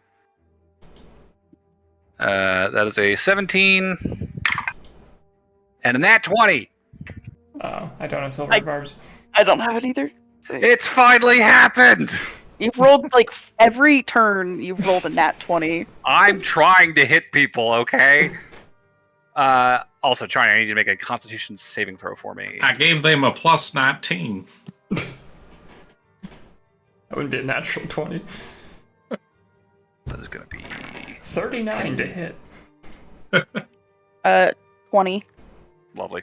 So you take 10 piercing damage as you also feel this wave of nausea wash over you from the bite, and push through it.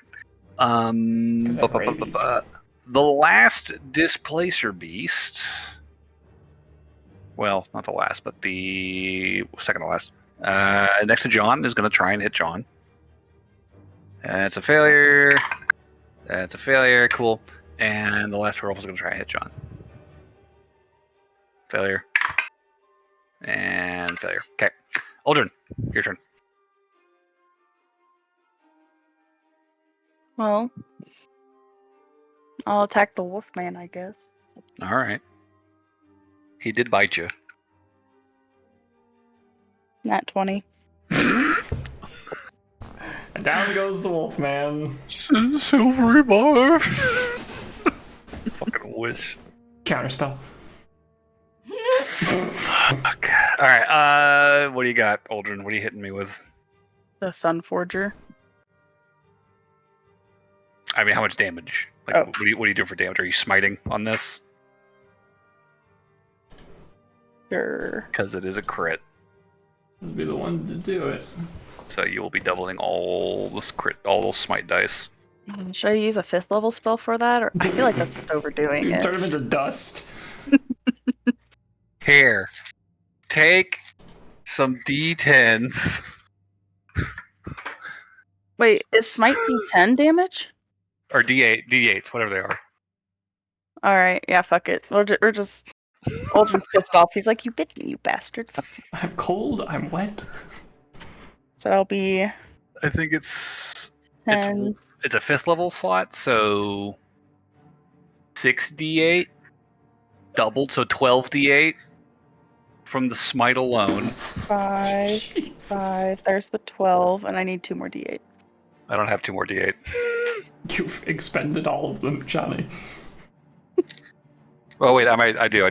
Here, 2 more. Okay. I'm really more disappointed to play. It doesn't have an appropriate amount of smiting dice. Honestly, that's the biggest disappointment in my own dice collection, is that I have less d8s than I should. I have 20 of everything else except for d8s. I've only got 10. Okay, alright. But look at all of my fireball dice. That's a lot. You can't see. It's a lot of 7s.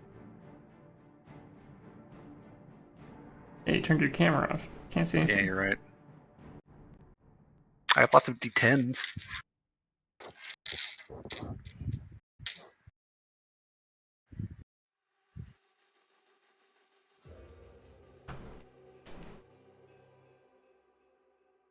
$92 damage. The Wolfman is engulfed in a flash of divine fury, and when you can see again, he is gone. I felt Where'd the he heat. go? I felt the heat from that one, Aldrin. You deleted him. There you go. I will then hit the other fool next to me. It is cowering in fear. Go ahead and roll to hit.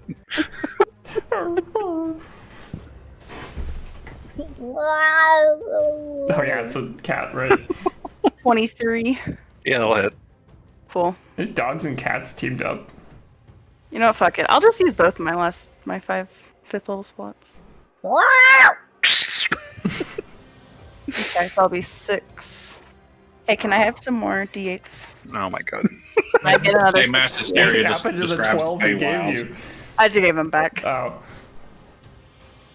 I need 6. I have the other 2.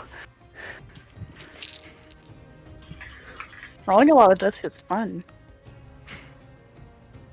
I told you. Okay. So these are all really high numbers. This is wonderful. My lowest is a 6. No, a 4. I don't think that Displacer Beast is going to be alive much longer. Probably not for too terribly long. Although I don't know how hurt it is. It has taken 10. Oh, okay. He'll live. 60 damage. Okay. It's taken 70, excuse me. It's taken 10, now 70.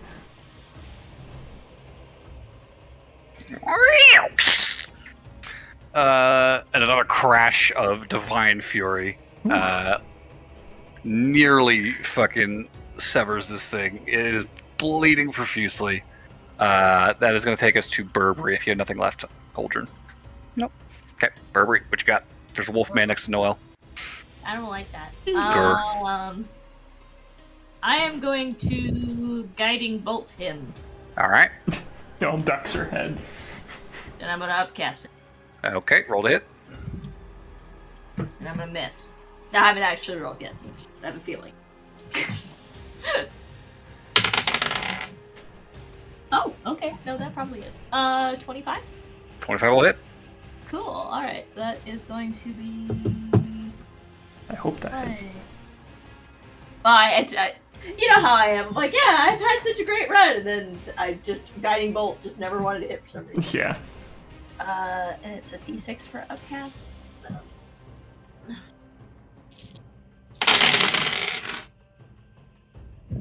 Okay, it is 12. I can math. Hold on. We believe in 21. you. All right. 41 total damage on this guy, and he is now shining with divine lights for advantage on the next hit against him. Uh, All right. Anything else on your turn? yeah. Okay. That will take us to the remaining displacer beast next to Aldrin, who is looking very scared. I think it's going to disengage and try to run because it is in bad shape. So 40-ish feet is going to be.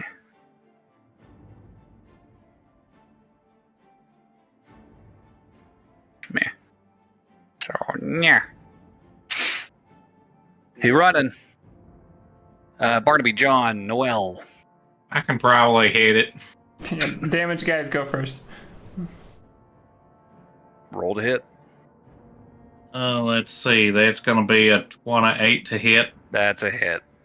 Can you deal more than 15 damage? Yes, because I already did sharpshooter. Okay, that is a dead displacer beast. Can you deal less than 15 damage? Yes. Wait, no. I thought not. That was a trick question. With sharpshooter, I deal a minimum of 16. Barnaby caps Or that dice. displacer beast as it flees into the forest. What else you got? Well, I'm gonna There's a glowy guy. use Deadeye, Okay. running around on that feller behind me. Wolf or displacer? Displacer. Okay. That will be. Remember, it's at disadvantage. Yep. That will be a 26. 26 will hit. And that will be.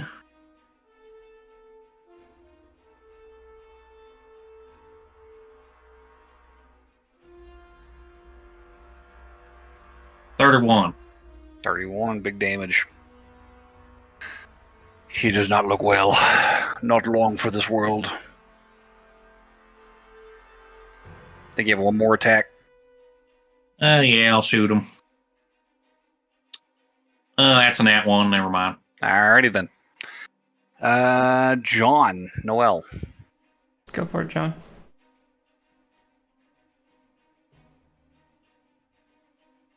Sorry, forgot I was muted. I'll attack the werewolf. Okay.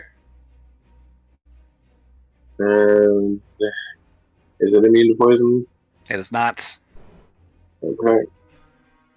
That is 26 to hit. Okay, that'll hit.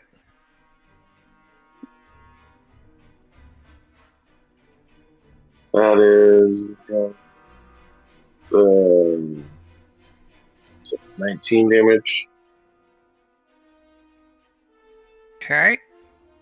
He is hanging in there, but he's not looking great. I hit it again. Alrighty. That is 22 to hit. That'll hit. And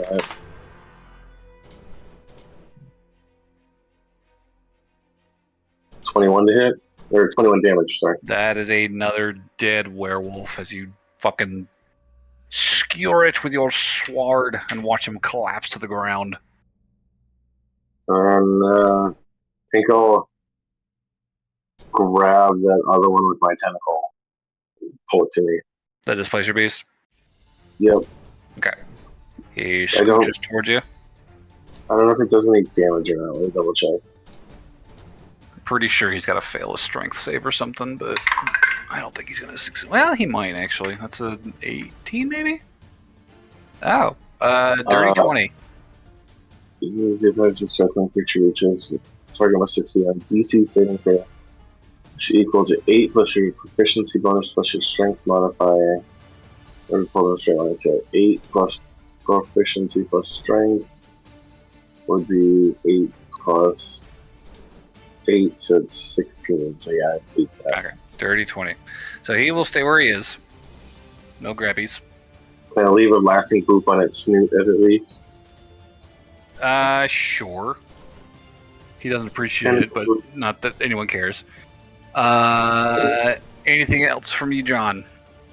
No, that's it. All right, Noel. Noel's cold and wet and angry at the stupid dog that keeps biting me. Arr. I'm gonna burn a bardic inspiration to use unsettling words. I'm gonna Just cast. stand near the burning corpses. I'm gonna cast Hold Monster on him. Ooh, Fuck this guy in particular. okay. Okay. Is that that's a wisdom save, right? Wisdom saving throw. Cool. 18. Minus 2. 16. That's a fail. He is held. And you drop Bane. Oh no. Oh no. So he is held in place. He cannot act on his turn as he is hold monstered. At the end of his turn, he makes another wisdom save. Get up in his face and I say, "Bad dog." You just see the lip curled back in like a frozen snarl as he rolls a 7. Kyron and Demian are still hiding. That leaves the last Displacer Beast, who is going to try and flee, I think. So we are just dashing towards the fucking forest. Wait, does John have a Aldrin. sentinel or? It is too far away for Sentinel. He's got his sword out. Oh, okay. Yep. Aldrin, anything on your turn? I will go attack the beastie. The Hurting Noel. the last wolfman. Don't worry, lovely, I am here. You have advantage because he is paralyzed. I'm just kidding. Can I just pick him up by the shoulders and turn around to face Aldrin? You just see like the eyes like fucking darting like back and forth between you and Aldrin. 20 to hit. Yeah, that's gonna hit. And because he's paralyzed, it's an auto crit. Oh, okay. You're welcome. Thank you. 18 damage for the first one. That is a dead wolf man. How do you want to do it?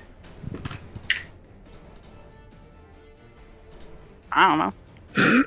Just smash with his hammer. Smash. Just crush the skull, explodes into a fucking spray of bone and blood and brains and all kinds of gross, goopy stuff, and the wolf body just collapses to the ground. And with that, the battlefield is nearly emptied, unless Barnaby wants to take one final shot at the fucking Take Displacer that Beast.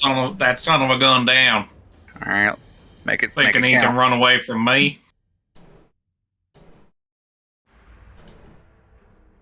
Oh, come on. My dice are just teasing me. I keep getting 19s as the highest. So that will be 29. 29. Hit. That'll hit. Damage. Can you deal 16 damage? 31. That is a dead displaced beast. I got him. You just see Barnaby level the gun. You hear the, and you watch the body as it's running full speed away from this battle, just collapse and slide into a tree. And with that, the battlefield falls still, and you are surrounded by the fallen corpses of big fucking cats and big fucking dogs who are slowly turning into slightly smaller people. The fur is receding, and the flesh is beginning to expose itself. And for the few that have heads left, you do recognize a couple of their faces. Or, I guess, for the one whose remains as an intact corpse, since one has been head smashed and the other was evaporated, the one intact werewolf... People aren't going to be as nice as us. You recognize one of the faces. It is one of the individuals you met a few days ago. We've met so many people, Platt. I think One it of means the grudgy, not grudgy.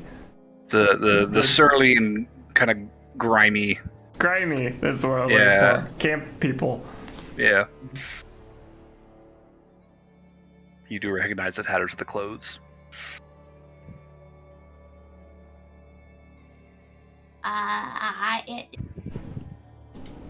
Does anybody need some healing? Oh, I know Aldrin heard that one of the kiddos got hurt, so I think he'd probably be in like, children who is hurt? Someone got hurt. You are going to feel a tap at your elbow after a couple moments, Aldrin, and you will see there is a small pool of blood kind of dripping down to the ground at your feet. And after a second, you see Kyron kind of come back into view. He has a pretty gnarly gash across his right shoulder and upper back, where the hooks of the tentacle. Is this like a managed to level nail 1 him. gash or a level 2 gash? That looks like a boo-boo tops. Well, You need a Aldrin is just band-aid? going to instantly use all 15 hit points of lay on hands on Okay. Kyron. Okay. Yeah, Kyron, you see, goes from tense to like, ooh. Thanks, Aldrin. I feel like he's like, this is probably the first moment where you actually see him like genuinely concerned, like he's touching his head, like, "Are you okay?" Like all super. That was the only hit. We were trying to get away and it hurt us. Yeah, I heard. I'm so sorry. Wait a second. How do you do that without a bandage? Are you good, Burberry? Does he need more healing? It's still a little red, but it's mostly healed, as far as you can see. All right, and there's something that I should have done earlier. And I'm going to touch the kiddos with a That's a phrase. shush. Clip that, chat. You Clip shouldn't that. go announcing that. Joke's on you. Nobody's watching. Take that shit out of context. Holy cow. With Death Ward, I'll Death Word both kids. Ah, okay. That's a good use of that. All right. Well, if they ever drop below 0, they will drop to 1 instead. So So Yeah, 8 it lasts for hours? 8 hours. So. Okay. the next 8 hours. That'd be a good Good one call. to do at the start of the day. Well, no, since it only lasts for 8. Yeah, Oh, it's right, 4th yeah, level so- too, so it takes up some high level Sure. slots. But But it's good for a fight. Yeah, it is good for a fight. It's not good for like during the fight, but like before Yeah. the fight, it's great. Yes, absolutely. Yeah, Kyron, I mean, he's in view. Endymion, I think, takes a moment to come into view because, you start gesturing like, both of you come here. Let me touch you. Endymion eventually appears out of the rain, still soaking wet, but no blood on him. And you are able to ward them both against a mortal blow. As you guys collect yourselves in the wake of this battle. Noel. Oh. you would see at the edge of the forest, fairly close to where the displacer beast fell as it was running into the woods.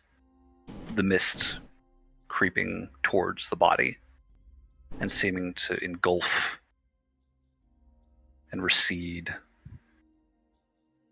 And where once there was a dead displacer beast, there is now a bare patch of ground stained with its blood. The body gone, pulled back by the mist. Hey, I was gonna eat that.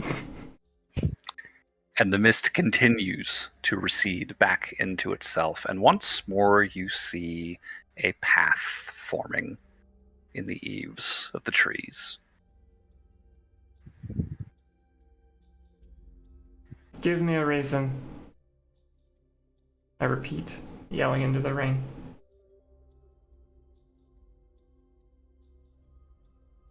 You know, I just got to think, with that many tentacles, you think they could play a mean banjo? Maybe a duet?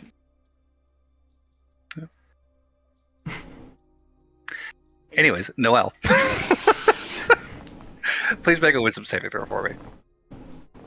Actually, I should correct. It would be an intelligence saving throw. So that would be wisdom. Me dumb. I should have looked the spell up before I cast it, but I was in the moment. The 12. 12. Does that beat an Archdruid or Archfey? 12? Oh gosh, I don't know. You feel this vision again creep up on you, and you see the path winding forward rapidly under your feet. You see this ancient manor deep in the forest, the fire in the upper window, the door opening, the warmth, the dry interior, the seclusion, the safety. And the vision continues this time. You see a dining hall. You see a table laden with food of all kinds. Great stuffed birds, puddings, casseroles. A veritable feast. And you see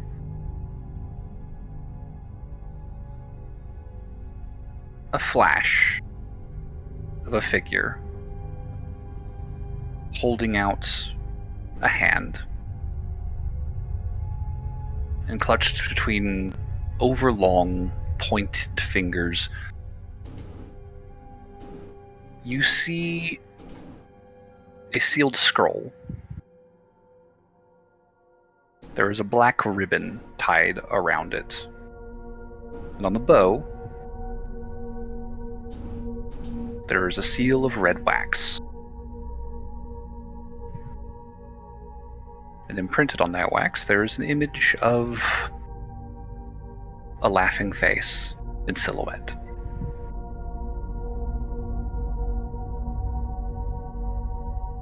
And you can just hear the faintest of whispers in your ear. For your esteemed host, a gift. And perhaps a long and fruitful friendship. And Noelle, given that you have failed the save against phantasmal force, you are currently the only one capable of seeing this image, this specter of warmth and safety and food and comfort and perhaps friendship.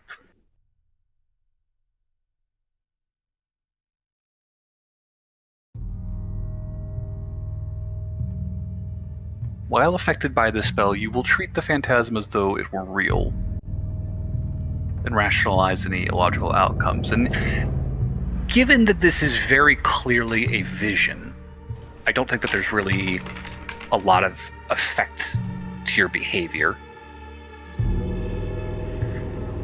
I think you are free to sort of draw your own conclusions about it. But given what you're seeing, I would say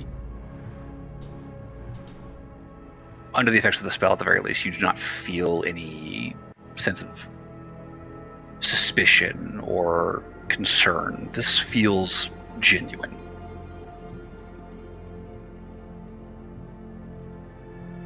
Is that because of the spell, or? Yes. Okay. That is definitely because of the spell. For the minute that it will persist, you will feel a genuine sense of safety and shelter being offered. After the spell ends, you may make of it what you will. Did you guys hear that? Yeah, what? She's talking to me. Well, you should ignore her. She's promising safety Say hi. That's probably a lie. right down that path. As I kind of gesture towards the forest. Do they see what I see? Or does it just They look can like... see the path in the mist, but they don't see the manor, and they do not see the figure in the drawing room. They do not see the food. You're the only one who can see any of that.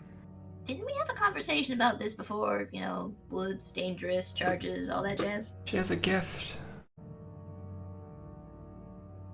Gift or a deal? A gift. To clarify, It's DM, sorry. Who is the gift in reference to? She said a gift for someone? For your host. Our host? Yes. Would that be Simeon? That's a safe He's referring conclusion to? to draw. And so I look over at Uldren and say, for your boss. A peace offering, Yes. she says. I feel like he's just like, I don't think gifts come freely in the Feywild. There's always something.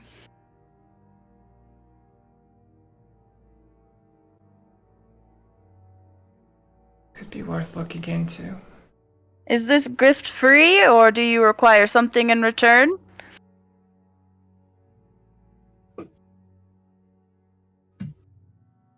I think the only thing you hear in response is the faint, distant echo of laughter. And Noelle, the phantasm begins to fade away, and you find yourself coming back to your senses. You can see Uldren in front of you, shouting at the path in the mist.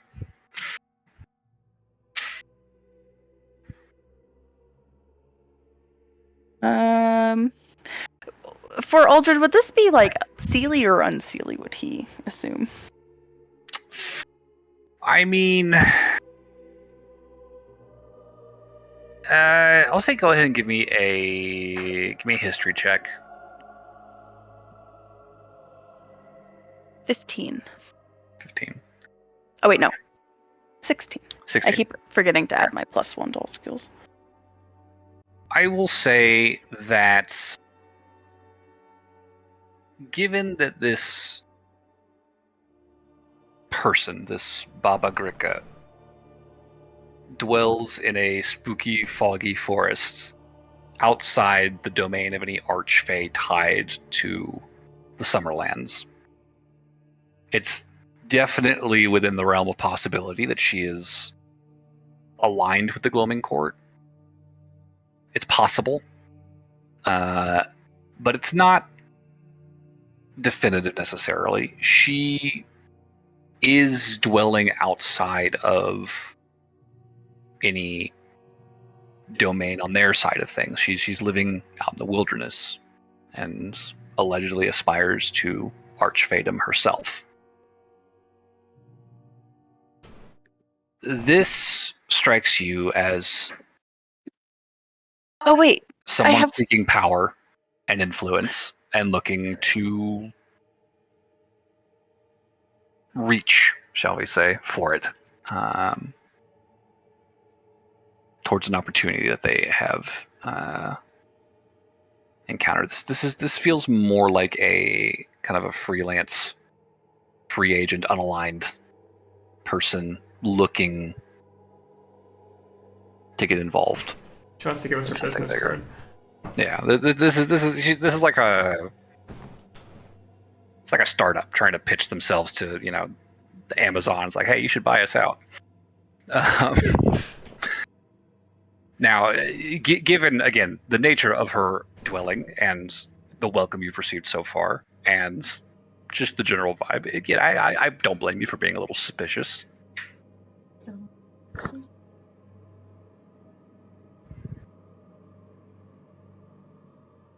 You're well within your reason to. Well, I haven't used my sending stone today, so I think I'd like to take a short rest so I can get my 5th level spells back. If that's okay with the party. If we want to, if you want to plop down and take a short rest real quick. I can get the And then during that short rest, he'll take out his sending stone and he'll send to Simeon again. Okay.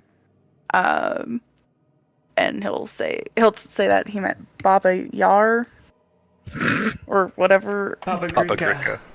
Baba Grika. They want to become an archfey and they have a gift for you. Would you like me to go do that, or should I just not?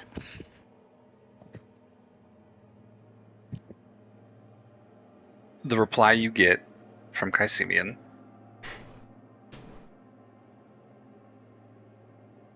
I'm sure to your frustration, will be. Nice. Okay, so the sending stone was my- completely worthless. Could I not have bought it? Could I have that 100 fucking gold back then? My Jesus children's Christ. safety is my top priority. I trust you to assess whether or not this is a safe meeting to take them to. Please do not jeopardize them. Okay, whatever. Okay. Whatever you guys want to do. I give a fuck. Can I just throw the sending stone away? Worthless. What, are you upgrading to the next one or something like that? No, it's pointless. It doesn't get good enough reception now. Need an upgrade. I mean, I'll take it if you ain't gonna keep it. Part of me just has the direct line to Simeon. New stone, who dis? I feel like we might need a little time to think about what we're doing. That's fair. I mean, it's already late, so I figured this would be. We'll be in the the session. dome looking. Noel's looking at the possibility of taking that pathway into the forest, and we'll think about it. Okay. We'll leave it at that. If we can get an MVP vote for the session. I'm gonna vote for Barnaby. He destroyed those fucking creatures. They couldn't touch me, and that was good.